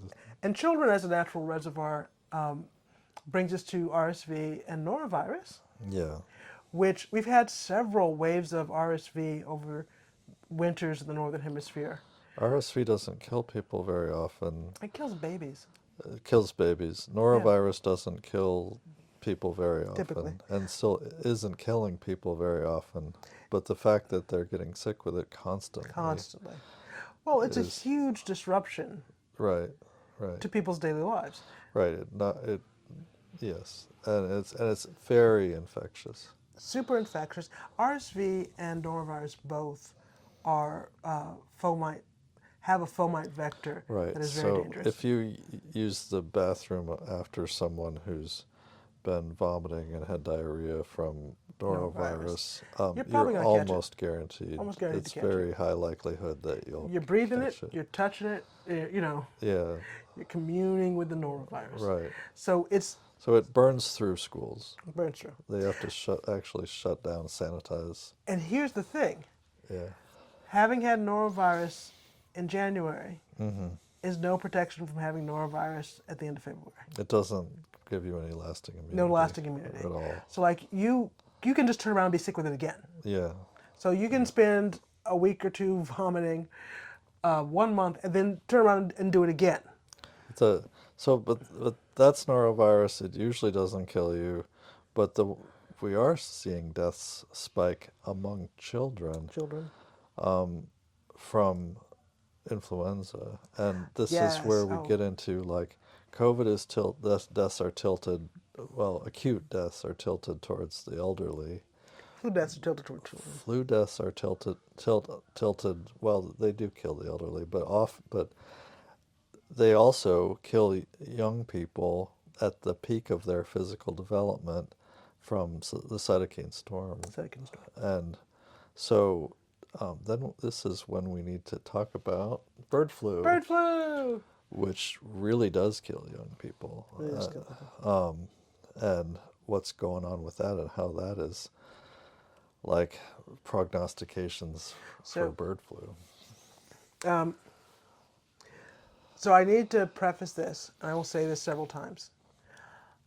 I feel confident about what I'm about to say about bird flu. I am not certain, and I would not share this as gospel of any kind. I would not share anything I'm about to say as documented or certain. But I am confident, and I will stand by what I've said. I think I'm pretty sure. I'm confident this is accurate. Okay. I'm pretty sure that bird flu is already circulating Between humans. between humans. Maybe it's not. Maybe some of what we're looking at when we look at hospitals, admissions and beds and whatnot, maybe what we're looking at is population-wide immune dysregulation, and people are sick all over the place with the things we've already mentioned: tuberculosis, COVID, RSV, norovirus, etc. This is a metanorovirus, Metapneumovirus. metapneumovirus as well Yeah. is making people very sick. That's the what do they call that? There's another name for it. Yeah, I'm blanking at the Okay. moment. Anyway, go on. But right now, hospital administrators, physicians have seen admissions over the last since the beginning of the year, say the last 4 to 6 weeks, skyrocket. The city of New York is renting out refrigerated trucks again Yeah. because their morgues are overflowing. People are sick. Like, if you get on social media, you will find videos, reels, posts about people sick with influenza. So sick they went to the hospital and got tested, and they have influenza A. Yeah. And it's the sickest they've ever been in their lives. Yeah. Well, And- that's the thing. People think flu is the same as a cold. Yeah. Influenza is not the same as a cold. I was hospitalized in college for influenza, and they didn't really do anything for me except It's supportive care. they put me on an IV and fed me broth and crackers for 48 hours. Right. But I needed IV fluids. I was so dehydrated from spewing at both ends that I couldn't walk, right? I was in a state of physical collapse. And it was so intense, and the fever was so intense because I was 18, 19, probably 19 years old, and my immune system was super active. It's like ready to go. And it revs up, and that's the symptoms. That's the cytokine storm where the immunity Immune response can can be actually worse harmful. than the disease Disease itself, right? Right. And I've only had, as far as I know, I've only had influenza twice, and it was Not a good ride either time. no, but it was less painful, less agonizing, lower fever, less joint pain, less everything, less severe symptoms in my 40s than in my 20s because my immune system wasn't going quite so crazy, and it may have also the help that I had had a few immunizations over the years. For, in between. yeah.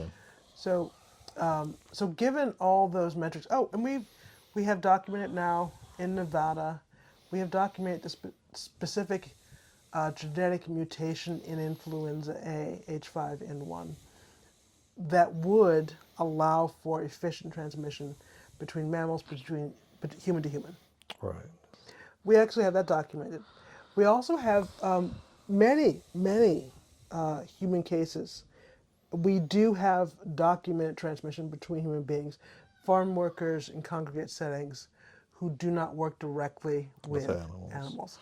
And Right? of course, we do have lots of transmission documented between animals and humans of Between animals various and humans. species now. From cats to humans specifically. From cats to humans, from chickens to birds to humans, and So you know, that's all happening. yeah, But the surges we're seeing in illness, where people, so much so, that it's hard to avoid encountering someone who is sick with influenza A right now. and you had mentioned that they're not really testing enough to distinguish between flu A and flu A H5N1. Oh, right. So H5N1 will come up as influenza A if you do a generic Flu test. flu test. They usually will give you A and B, Yeah, give you a test for flu A and flu B. and there is B circulating And too. there is B circulating, but not Not that nearly much. as much as influenza A. Yeah. None of these influenza A tests are being genotyped to figure out which influenza A it is. And ascertain, well, They there's two only things. spend the money to do that when someone's like ready to go on a ventilator. Ready to go or on a something. ventilator. Yeah. But actually, even then, Yeah. the money to find that out it's not spent unless there is a state level mandate to Yes. test flu cases to track. to right, track. to get to this track data. H5N1. So And most states only do that if they're getting federal funding. if they're getting federal funding to do so. Right. So right now we have, I kid you not, tens of thousands of influenza A cases. Likely hundreds of thousands of influenza A cases. And almost none of them are being genotyped to tell us which kind of influenza A it is. And absolutely none of them are being actively contact traced. Even these clusters that we found in California, in Around Texas, farms. around farms, Yeah. they are not being thoroughly contact traced. Right. And for all these folks who are on social media, who are in the hospital, in your community, here in Michigan, wherever we are in the United States, if people are coming in with influenza A, they're given comfort care there or sent home if they have the resources for it. And that's the end of the story. They're not contact traced. They're not genotyped. We are in the dark as to precisely what they are. But here's the thing that tips the scales for me, that makes me confident. We are looking at bird flu circulating right now. Okay. Let's hear it. Hospital administrators don't know why this is happening.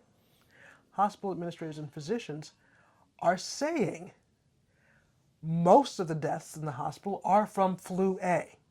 And we know that H5N1 is the deadly one. So these are, A, people who are presenting for medical care. And the majority of deaths that they're seeing that have them calling for refrigerator trucks Right. are flu A deaths Okay. that they haven't genotyped. Now, there's a lot of speculation about what the death rate should be expected to be for H5N1 moving through the human population. The death rate numbers we have for H5N1 are from previous strains. Previous and, strains, outbreaks. and only from people that were hospitalized for flu and tested to determine that it was H5N1. Yes. And in that population, in that baseline numbers, that death rate was as high as 50%. Right. In that subset of everyone who had H5N1. And it's probably, we've never had a large enough percentage of the general population who we know was infected with H5N1 to see how many, And followed outcomes. to see how many people it kills. To come up with a case fatality rate that's... But we know that the CFR is way higher than our usual strains of flu. Right, it's way higher than usual strains of flu. It's significantly higher than COVID. It's a lot of people will die from it. If it really is circulating person to person in so-called community spread, a lot of people will die from Right. And that's what we're seeing at this moment it in these in hospitals. these hospitals. Yeah. But we're flying in the dark because none of this is documented in a way that we Right. could say, oh, this is H5N1, this is what's happening. It's all just kind of like, oh, what a head scratcher. Suddenly, we're out of beds and Suddenly people we are need dying of flu A. refrigerated morgue trucks again. Wow, what's going on? I don't know. Stay safe, everybody. So that's, and people with good insurance and time off of work are taking a month to recover and need steroids and significant Sure. intervention Yeah. No, there to was recover. a case of a young kid who was documented to have H5N1 and had to. It's even worse than being ventilated. They need a whole Heart-lung machine. artificial heart. They call it a heart-lung machine. Yeah, they The need thing to. that keeps you alive when they're doing open heart surgery. Right. That level of intervention Intervention. for days on end, Yes. which is incredibly costly, and they just don't have that many of those machines. Those machines, right. Right. Many hospitals don't have one, Right. right? Right. No hospital has 10. Right. To be in To use treat- simultaneously. Right. Right. That's not a thing. And that, like open heart surgery, being on that machine is really hard on you. It's incredibly traumatic. Yeah, you like our little girl was on that machine, Yes. during open heart surgery. And they Only for a matter of hours, but it leaves lasting damage that takes a long time to recover from, yeah. right? Yeah. And It's we're at that place that we were in February of 2020 with COVID, where this was happening. We weren't talking about it on the news. We weren't changing anything about anything. Right. Nothing was taking place. right, And things flipped a switch in March. There was media, there was coverage, there was tracking, and that was public. right. So And they developed the tests, even the imperfect early tests. right, they started developing tests. Right. Right? So we, at this point, 5-6 years later, we now know that it was circulating widely at least as early as December in the United States. Yeah. Yeah. When many people will tell you it wasn't here and then it was here in March. No, the landscape that we were experiencing when COVID was building up ahead of steam in December, January, February of 2020 And we is had these identical to right now. we had these anecdotal reports of certain people reporting that they had a really weird illness in that time frame. But it couldn't have been COVID, or we thought that it couldn't have been Could have COVID. been COVID, it was before, yeah. Well, we ourselves think that we were infected in January, Yeah, right? And just because based on we had a symptoms, really weird illness that blew through our whole family, the symptoms of which weren't like anything we had had before. And we discovered that our neighbor that we had been in contact with was hospitalized. Hospitalized Had been with his illness. hospitalized shortly after that. Right, and had various long COVID for a good year or two. Yeah. So I just want to be very clear. Nothing, this is as documented now with flu A, with H5N1 bird flu, as COVID was in January, February of 2020. Right. It looks the same. Yeah. And we're largely flying blind. And we are largely flying blind. And that's where we're at. we literally just, I guess there's some things are starting to come back online, but they shut down the fucking CDC. Right. So they take down all their websites. The communications, they shut down communications. Yeah. Right. All the their communications. communications. Well, also, defunding WHO, World Health Organization, Yeah. and saying we're not going to communicate or work with or cooperate with them anymore. Because some other country is going to be the first one to report, not us. We don't want to be. Yeah. We're not going to be reporting. As the American flu, or the USA, They don't want to call it the U.S. the Trump flu. the Trump flu, what have you. Right. So that's the situation where we are with influenza right now. So if there's anything you were waiting to get back to, if something serious was circulating, this It's now.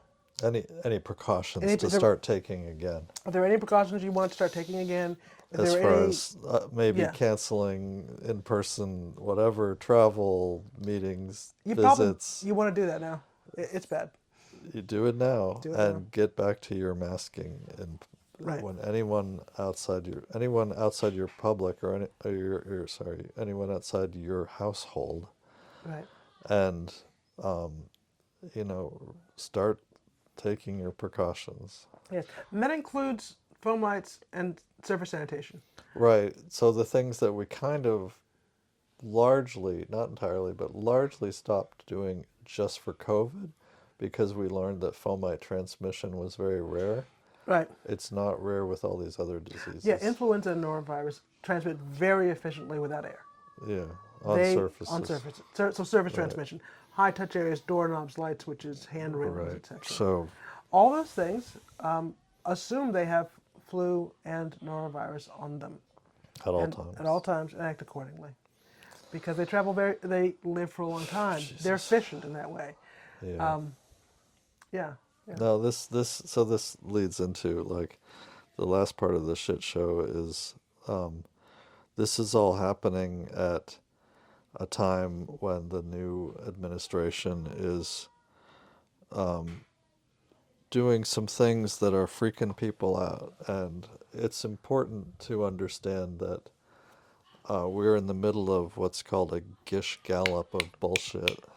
It's called, also known as flooding the zone, The zone. where they are trying to basically fill the news media with reports of so much stuff, so much crap they're flinging like monkeys in cages, that people will be bickering about all this and talking about all this, All this some minutia. and some cheering about all this, Right. because let's not forget that in the middle of everything that DOGE is doing, I can't hear it without thinking about Homestar Runner, right? Doge. The Homestar Runner pronunciation. Yeah. At the same time, this is all they're doing all this stuff. Let's not lose track of what's really going on, and let's not panic about unsubstantiated news reports of this and that and the other thing happening, because that's what they want. That's the point. That's the point. It's panicking. Oh, are footsteps going away? Oh my God. And Medicaid going? Oh my God. let's not Like, let's not forget that this is amazingly popular. yeah. 47's approval rating is higher at this point in his term, despite the fact that he is just rambling and babbling in his interviews, and far worse than he did in Yeah. his first term, right? Just like repeating himself, bullshit, bullshit, repeat himself, bullshit. His approval rating is 10 points higher than it was Yeah. in his first term at the same point, which is crazy. But people love this. Yeah. It's deeply, I mean, if you didn't learn enough about this in the first Trump administration, it is deeply disturbing to learn just how many Americans think he's doing great things and love to see him breaking shit. Oh, they're all about it. Love to see it. And they have very, very little understanding of how government actually works. They just know what they hear on Fox and OAN and all this. Oh, and MSNBC. Well, I'm talking about Trump supporters, but Oh, sure. Sorry. but yeah, they so what's going on now? I want to introduce a German word as this is my way of understanding what's going on. Can you look this up on Wikipedia? I'm gonna try. Because we're recording on one phone and I don't want to try and. Oh, yeah.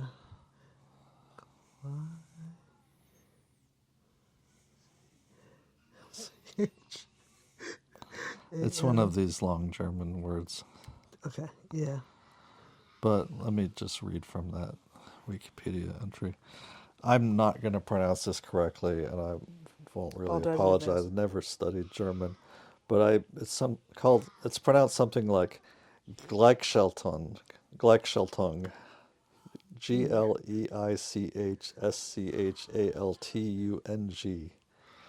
and Any word with CHSCH, yeah, on. it's one of those German words with all those consonants. But it's such a beautiful language. That's what I've always felt. It sounds like you're coughing up a hair. But anyway, I don't think it's a beautiful language. I know it has a great literature and all that, but I Yeah, don't find the sound of it to be beautiful. I'm sure some of that is just because of all the cultural associations, but even aesthetically, I don't like it. yeah. Uh, So, Wikipedia, Gleichschaltung, process of Nazification, by which Hitler established a system of totalitarian control and coordination. So, it's also been translated as synchronization or bringing into line.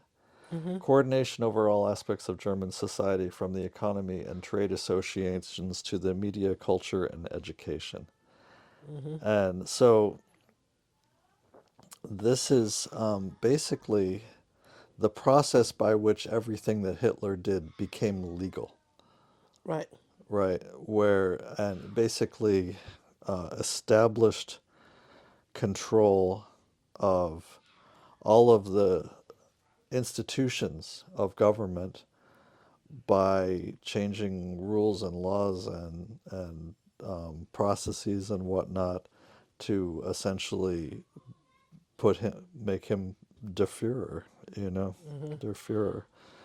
And um, now, just to be clear, this is not something that started on election day Oh no, or no, no, no, inauguration no, no, day. no. This is really something that has been going on for decades, but we are watching the conclusion of it, Yes, this is the the end. beginning of the end. Right. Right. So, from Wikipedia, when Hitler was appointed Reich Chancellor on January 30th, 1933, the Nazi Party had control of only five of the German Länder, the states, right? Mm-hmm. The Nazis acted swiftly to eliminate any potential centers of opposition in the remaining states.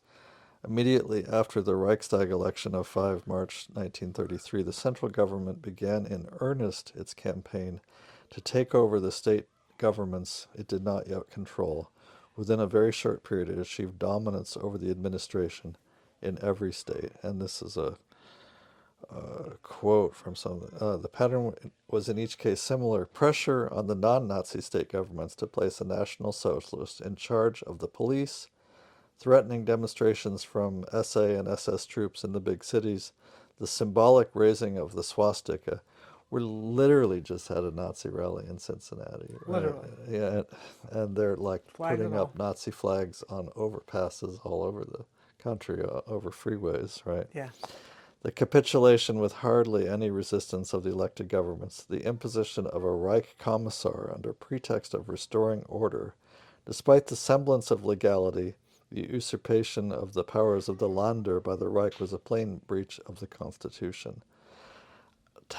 Talk about this gentleman's agreement thing. I'll talk about I want to talk about some things that aren't actually overthrown yet, but Yes. talk about the gentleman's agreement.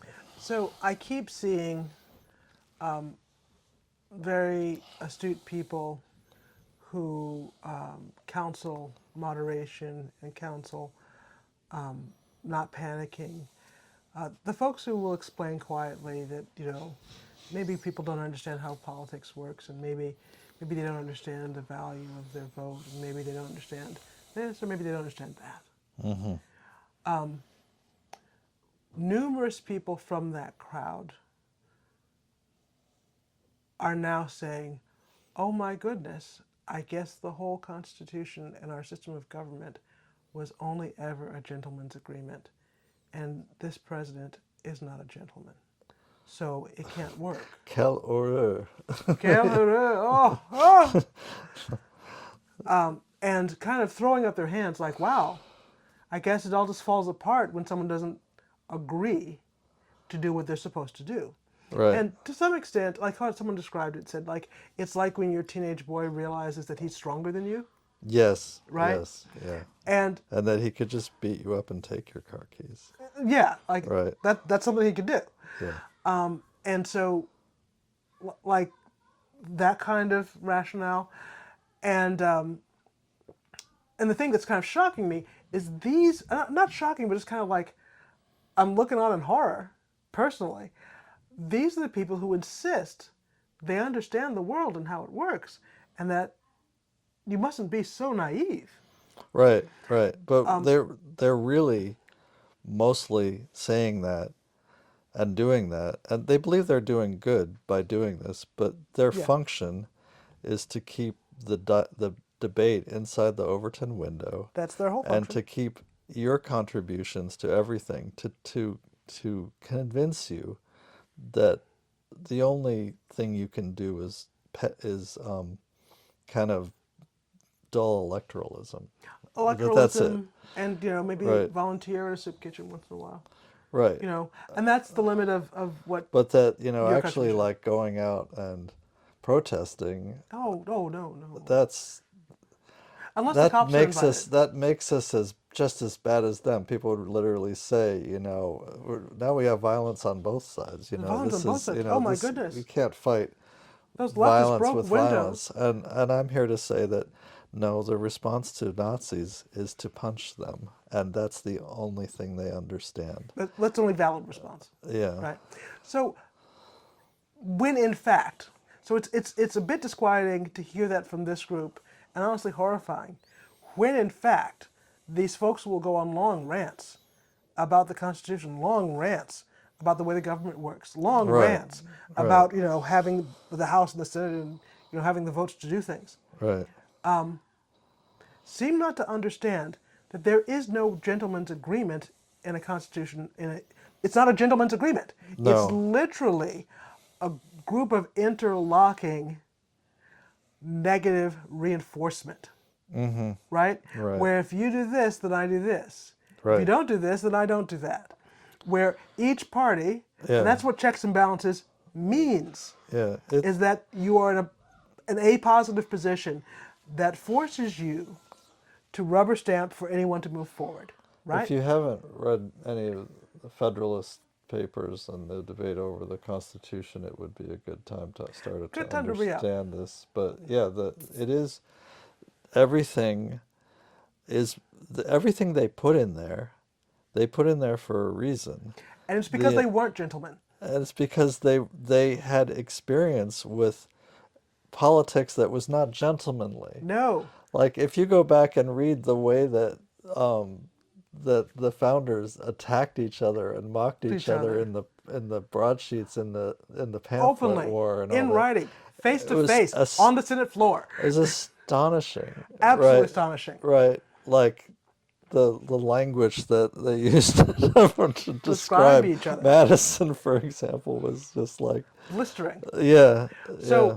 Like really? a hermaphrodite and a dwarf and all this like, ridiculous. God damn.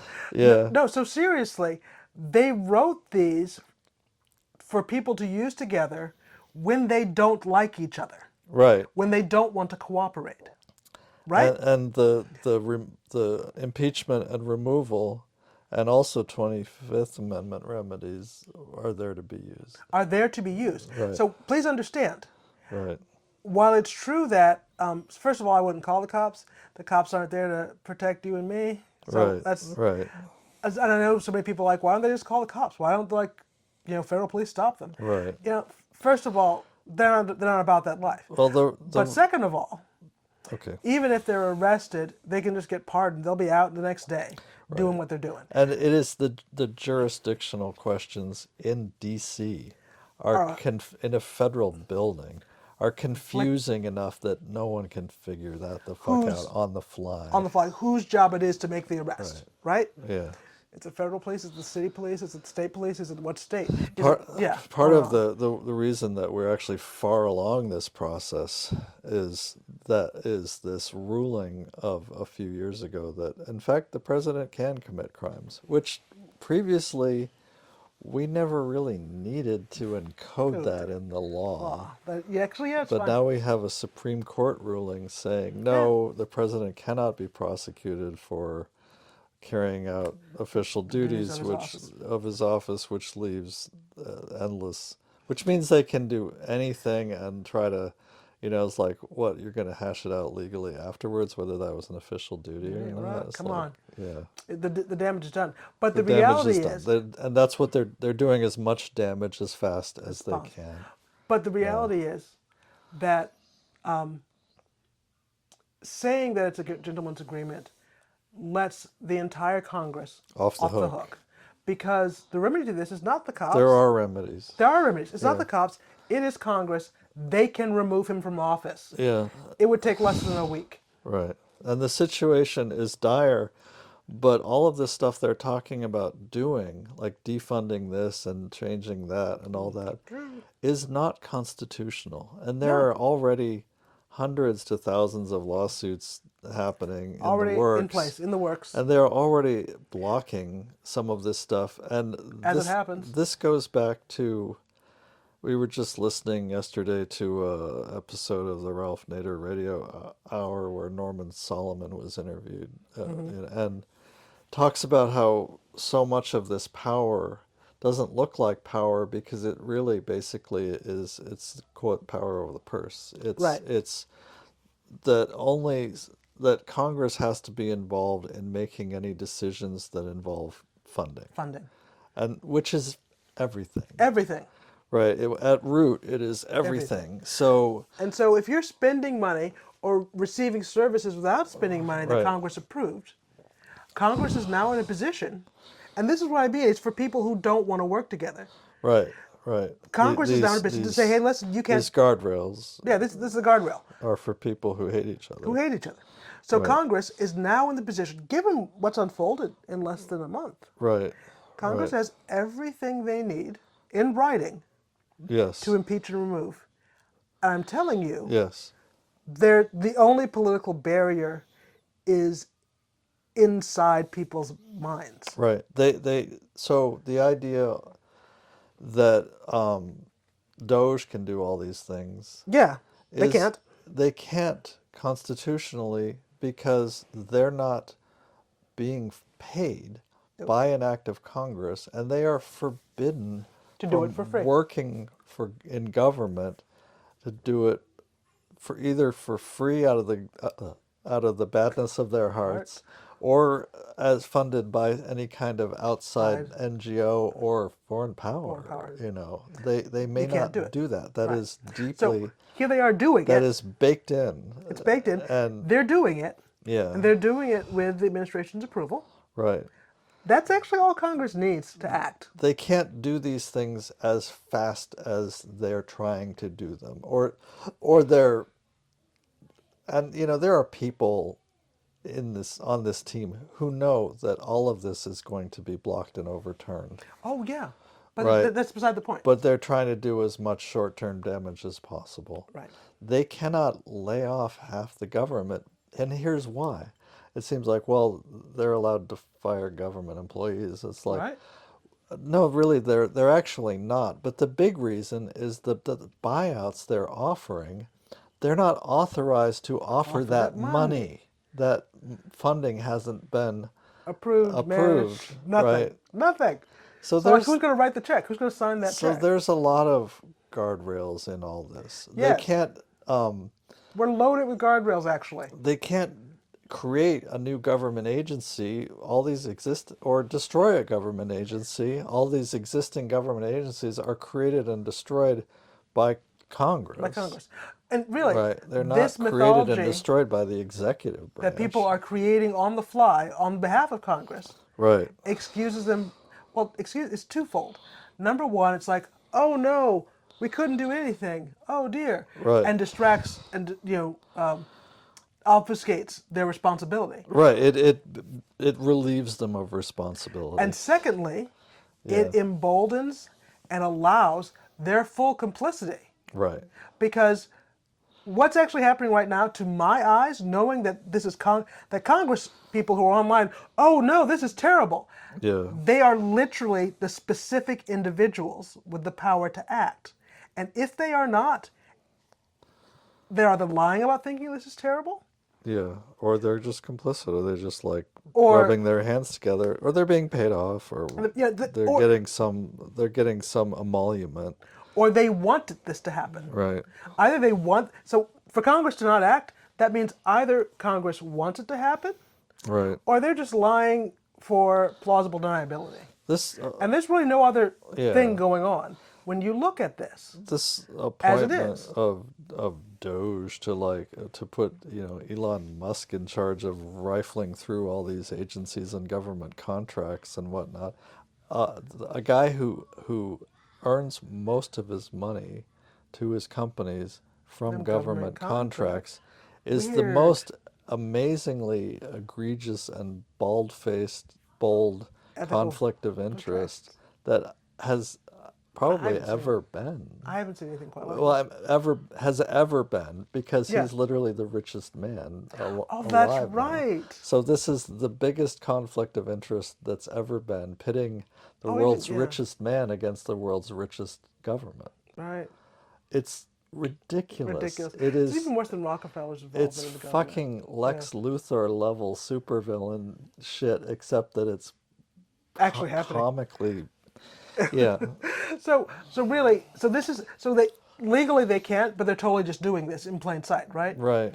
And the people tasked with stopping it are not- standing down. Are standing down. They're preemptively standing down, which only tells me one thing about those people, Yeah. and it's not good. No. So like, yeah, and I mentioned, not joking, haha, only serious joking on Facebook today, that liberals, are you appalled by, by this, by a president behaving like a king? I thought you liked Hamilton, Yeah. right? All you guys love that musical. Hamilton wanted a unitary executive. He wanted a king, and he wanted to give powers to the president that were more appropriate for a monarchy. For monarchy. Right. Yeah, no, he was a real bitch. Yeah. Yeah, I got nothing And nice to say about it. there were certain things I admire about what he crafted with Treasury and all that. But That was disgusting too. I'm sorry. but he really was a royalist in many ways, In which many is ways. strange because he literally fought in the American Revolution, right? So why would you fight a king to install a king, King. right? Well, you like this king. Yeah, that exactly. So really, so all these liberals who love Who Hamilton venerate Hamilton now and think he's the hero of the story. of the story they didn't have the plot to lose. No, it was. And if you're thinking like, oh no, what are we gonna do? Nothing can happen. Like, bro, you don't have the plot. You don't have the plot to lose. Also the perpetrator of the first big sex scandal in American politics, right? First major sex scandal, No, he was a trash bag. Yeah. The man was a trash bag. right? But So yeah. not that we shouldn't write a musical about trash bags. I Hey, mean, there's no. a musical about Imelda Marcos, right? Right, so come on, So, but for him to be the hero. hero of it, That's weird. yeah, that's perverse. That's And really perverse. It's not actually even a liberal point of view. It's a Whig point of view. And the Whigs were later, so I don't really get it. I don't get it, but here we are. But yeah, it's like a lot of people want to be Whigs. They believe themselves to be Whigs, or they think they have the virtues that would lead them to be leaders of a Whig party rather than a Democratic party. Yes. And Right. so I just got it's not I don't think it's really valuable to believe that anyone's coming to save us. No one's coming to save us. That's why Congress is standing down. Yeah. Yeah. And that's the reason people are like, oh no, it is easier to think that this was just a gentleman's agreement and it's all 45's fault. He's done all these terrible things Right. and there was nothing that could be done. So Than to accept Yeah. that all these I mean every single one, Is every single culpable. is culpable. Yeah. Yeah. They are all responsible for not acting in their literal responsibility, the thing they took an oath to do. It's it's their job. So this So arguing it's with easier to think about that than to understand that those people, they too, are either complicit with fascists or outright fascists themselves. right. Arguing with liberals is such a pointless endeavor, and I want to No. mention like a few specific arguments I've gotten in with people that I've now unfriended and blocked because I'm just too sick of their bullshit. But how they grease the skids, right? Oh yeah. How their purpose, the purpose of liberalism and the purpose of the like great body of the like kind of liberal class is to absorb flack from the left and neutralize it and to grease the skids for Reese's the Kids right. for the right. Yep. So I was talking about how, if you're a church, I don't want to hear about your church boldly putting up a sign that says, if you're here from ICE, you need a warrant to enter. I don't want to see that. I want to see them putting up a sign that says no police, no ICE, Cops no ice, not in here. and not allowing any of them to enter. And I got a pushback from a good liberal saying, well, what are they going to do? Block them with their bodies? I'm like, Yeah. it's like, why don't you volunteer to do that? I'm like, I didn't become a member of the Clergy. clergy, which is a fucking, have to say, a coddled class that gets a lot of benefits from their social position Clergy. and power, Right. including retirement Right. benefits that That's most of us will never we'll never see, see. and housing benefits that most will never see, and tax benefits that most of us will We'll never never see, see. in exchange for being the moral leader of a flock of people. And if you're a moral leader, you're not going to block them from taking the immigrants from your From that are committing seeking immoral acts. refuge in your church. Seriously, that's Seriously, that's your argument? that's your argument. But he's just like sputtering with rage on Facebook about what an idiot I was. I don't understand anything. I'm like, it's like, huh, Huh. okay, All right. Like, but no, seriously. If you are, if that's your job to be a moral leader. right, right. Now people were so angry about that. All of these Christians were so enraged about this bishop at the of the Episcopal Church giving this inaugural service Yeah. and asking, I can't remember her name, I'm sorry, I don't know, buddy. but Buddy. Booty, Budde, right? But and asking Trump, Mr. President, I ask you for mercy, right? And on Fox News, they were just the epithets they had for this woman. How dare she? Well, no, it was really gross. It was like, Oh, yeah. she like To God get clear, I don't watch any of this stuff. I don't know. yeah, okay. Yeah. But go on. I don't have, but like they're saying, she rushed to the trough to stick her nose in and spew this hate, spew this hatred. That she was spewing hatred. She was spewing division. She was, she should be, uh, you know, Well, now I want to know what she said. oh, it was just a couple minutes of this sermon she addressed about how a lot of people are frightened now. A lot of hardworking people, who are here in this country who don't have citizenship are, frightened, and they don't deserve to be this frightened. A lot of people who are sexual minorities, who are trans and LGBT people, are frightened about what's going to happen to them. A lot of women are concerned about their health care, What's going to happen to them? what's going to happen to them. Have mercy on. I ask for mercy on your fellow Americans. Your fellow people. Right. It was a brief but moving and absolutely theologically correct and accurate in every respect. Of course it was. You know, I Yeah, yeah. mean, but they treated her as this just radical, who like spat on the Bible and wiped her ass with the right. Wow. It's just remarkable. I'm Wow. not, I'm not gonna try and look up my old Facebook arguments, but No. because they were saying they were not they were not criticizing her, they were criticizing what she said. I'm like, really? Hmm. And I rattled off like 5 quotes that basically are denigrating her looks, Right. her like um her hair, her Like, did you like see her hair? like the that were really just attacks. Personal attacks. Just They straight up were personal ad attacks. hominem. They were ad hominem attacks. I'm like, really? It's funny you should say that Right. because None of the rest of the things she no said. one on this panel actually argued for no mercy. Right. Right. Because that's clearly not an argument that they can make and claim their Christian bona fides. Right. Well, no, it's absurd that anyone would be horrified by a request for mercy.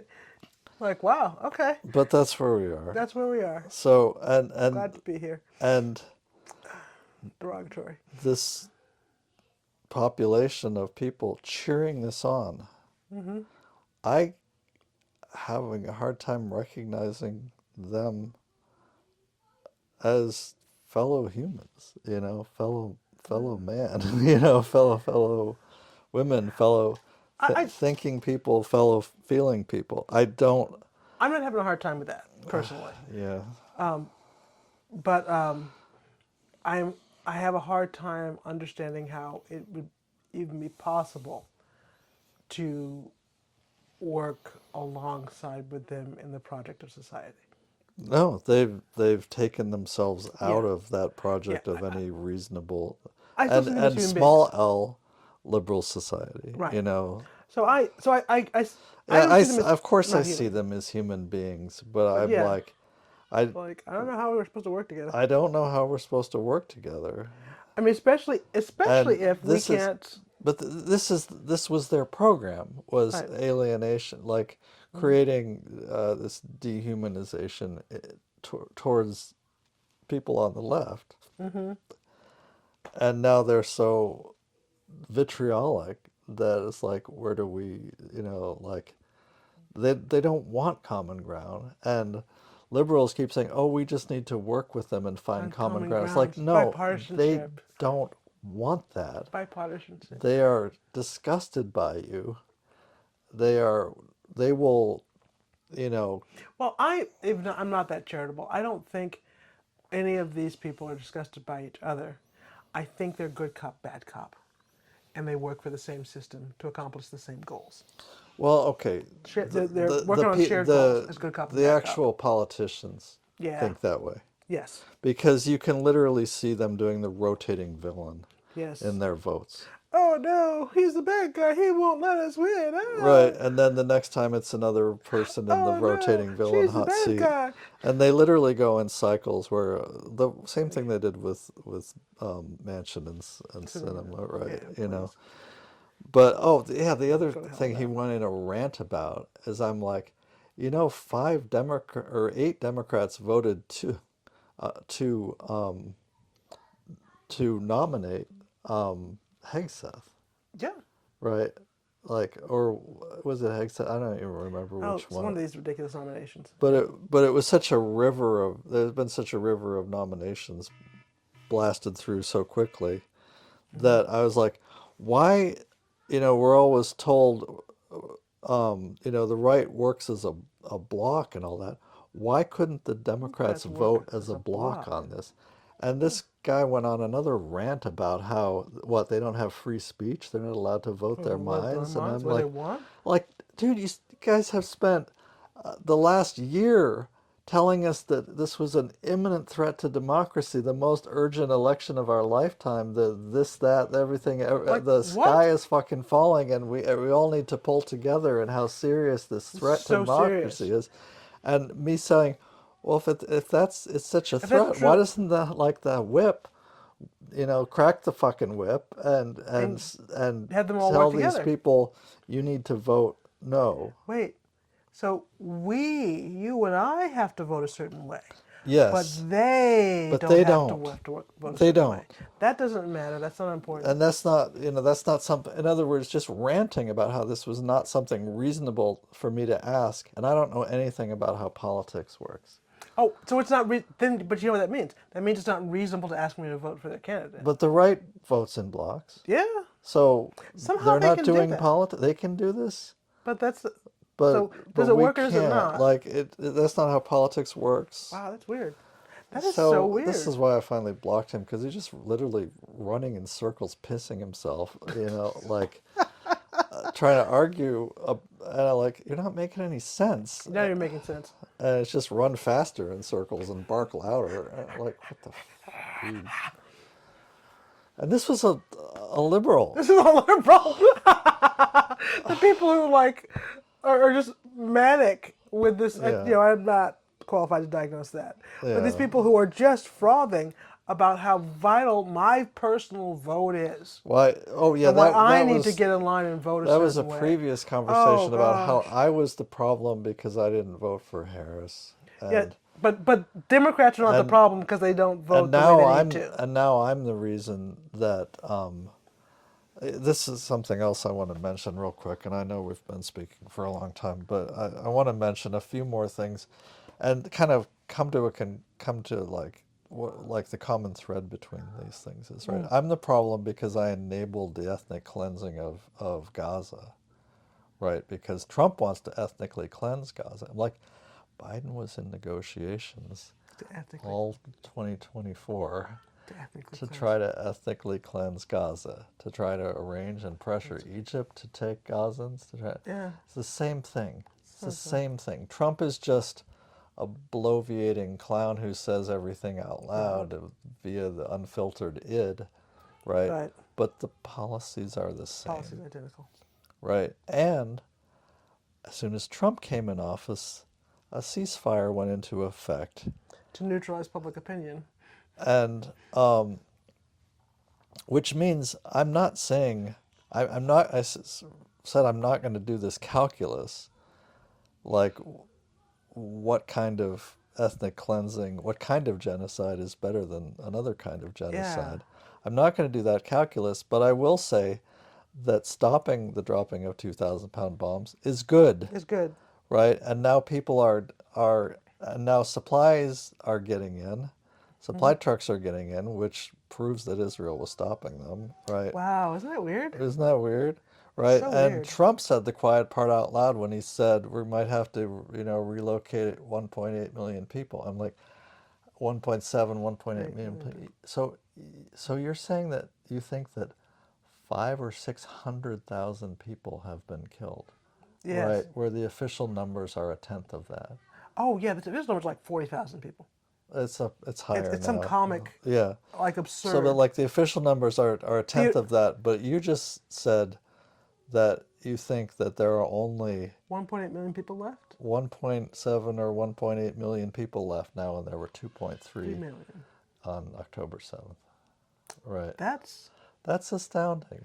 which also means they He's know. revealing They know. he's revealing what he heard in his daily briefing, Briefing. which he often does, Yes. kind of thoughtlessly. Yes. Right. Yeah, his classified briefing. But Right. but so like, okay, so I'm supposed to be upset because he's talking about ethnic cleansing and a lot of other horseshit like making Gaza a state or a military base or a real estate resort. project. Beachfront He's just resort. floating all this horseshit like, Yay. I mean, he might be thinking of like how he's going to use the American Sovereign Wealth Fund to purchase Gaza and invest in real estate in this new resort community. And like, it's so psychotic. But I think we're qualified to make that diagnosis. okay. But meanwhile, people aren't being killed by 2,000-pound bombs at the moment. And yes, I understand that now they're turning their attention to the West Bank. Yes. Right. I mean, and they were. They already were. That was already That was happening. already a It's been process. happening all along. It's been happening for the And last year. they've accelerated that now, and all their Yeah. snipers are shooting kids and elderly people in the West Bank instead of Gaza, and they're still breaking the ceasefire and killing people in in Gaza. Gaza, It's like that, right? but they've stopped this wholesale This wholesale wholesale assault. slaughter by 2,000-pound bomb, They just, and yeah.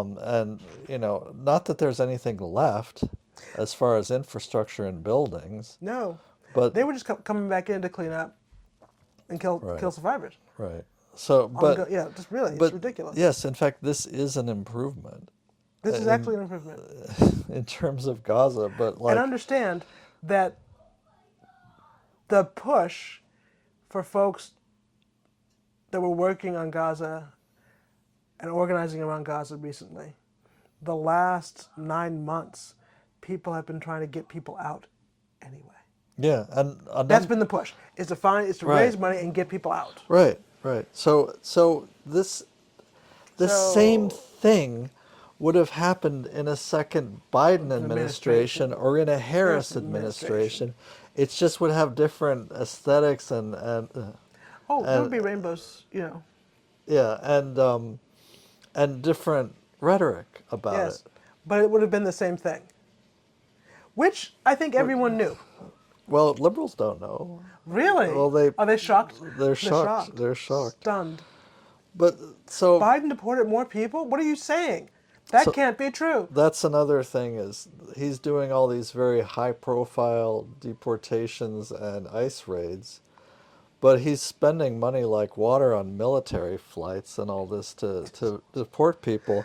Like, But he's coming nowhere near Biden and didn't in his first term. no. Coming nowhere near Biden's Biden, rate, Obama's, right? Obama's and then Biden's rate of Not even close. deportations. Not even Right. close. Because Biden is he's a bureaucratic Nazi. Yeah. He's not the beating the chest and screaming He's Nazi. not a flag-waving Nazi. Right. He's a So bureaucratic Nazi. all They that call them Nazis. They're fascists. all that was happening under the Biden administration. Trump can't really compete with his level of No. deportation, right? But no, he's just same thing with the Gaza rhetoric. It's mostly about the aesthetics. The aesthetics. And he only wanted the bombings to stop because it looks bad. The optics The optics are bad. Right. Yeah. We got South Africa and, Ireland, like, raising hell. Right. I mean, it looks bad. Right. People have stopped investing in Israel. It looks bad. So it's hard to come to any kind of a judgment of or prediction about how this is going to go in the Trump administration, but a couple things to keep in mind I want to emphasize are one is most of what's happening is the same thing that's always been happening, Almost all of it. right? And it's just being carried out with a lot more bloviating and nonsensical ranting and rambling and all that, right? The other is that there are still constitutional guardrails against a lot of what DOGE is trying to do. And, at any time, Congress could use them. Congress could still use them, Right? They are free to act right? So, for now. so the situation is both more dire in terms of the gish gallop of bullshit than it's Right. ever been, but it's not any more dire And in a lot of terms of what's actually happening. what's actually happening on the ground. And I don't want to be dismissive about the number of individuals who will be caught up personally in the gish gallop Absolutely, and absolutely. just be churned through. And people, a lot of jobs, a lot of people, a lot of jobs, a lot of careers, a lot of offices and agencies and whatnot. And I'm waiting to see if he's really going to kill the FDIC and Oh, yeah. launch us into a bank run. bank run. Like, and not just one bank run, No. but like a nationwide bank run and plunge us into a Great Depression. Like, Wow. And it's already pretty bad. because that's not out of the question. And how this is all going to play together with H5N1 oh, it's gonna, rampaging through the population. yeah, it's gonna be And, special. and the thing that I fear so much about all of this is that it's become abundantly clear that nothing that happens will be properly t- explained to us via the news media, No, the news media's not going to say a damn thing. will be attributed to the correct causes, And like the documentation I was talking about, go ahead, finish. and will even be like explained as in ways that people believe what's actually happening.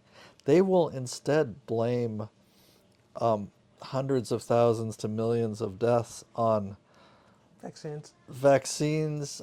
They're already saying that all this wave of illness this winter is because of chemtrails, Wow. you Well, have know, they gotten off immunity yet? and shit like that. Oh, that's still something they bring up all the time.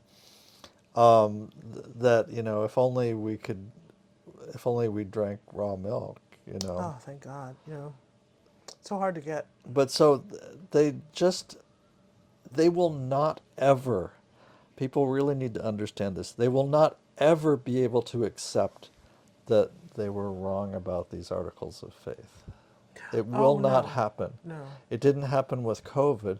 They died believing that COVID was a harmless cold, and the ventilator was going to kill them. Ventilator would kill them. That's what was going to kill them, and if only they could, Stay off the ventilator.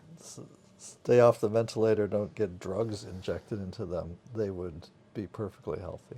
They believe in their immune system, Right. And which is incredible. well, the And yet- liberals believe in an American immune system We really do. to the amazing.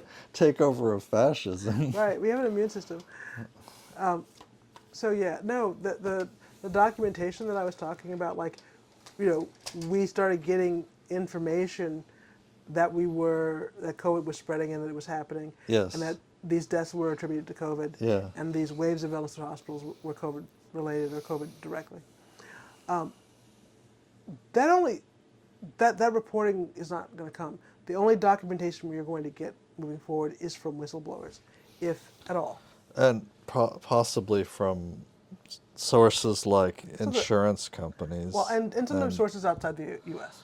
Yeah, right? but like the actuaries, you say, look at what the actuaries are telling us, and look Yeah. at what the insurance companies are telling us as far as rates and, Exactamundo.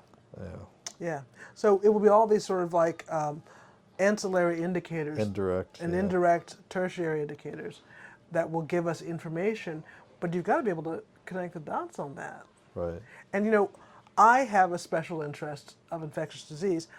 right. I'm not able to connect all the dots and everything else. No, I follow a whole slew of experts, and I read a dozen personal Substacks and newsletters, Right. and all the smart ones admit that they don't really know what's going to I happen. don't know what's going to happen. What's going to go down. But it's not looking good.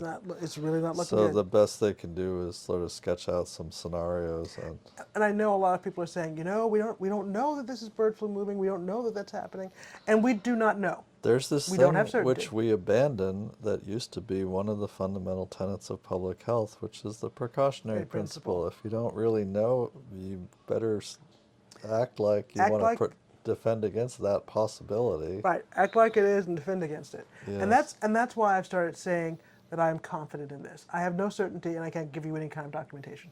Right. But I am confident in this based on these ancillary and tertiary indicators that point in that direction. If you take these steps and make your personal food supply more resilient to shocks and defend yourself against infectious disease and, wear a mask and avoid infections, that's not going to harm you. That's not going to harm you.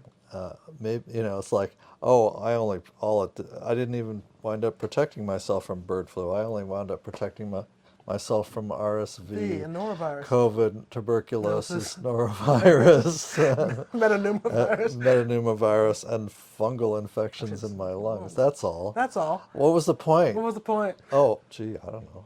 I mean, anyway, Maybe you want those things. No you judgment. don't want to have immune debt. No, Anyway. exactly. All right, we better stop. We got to go. It's been hours.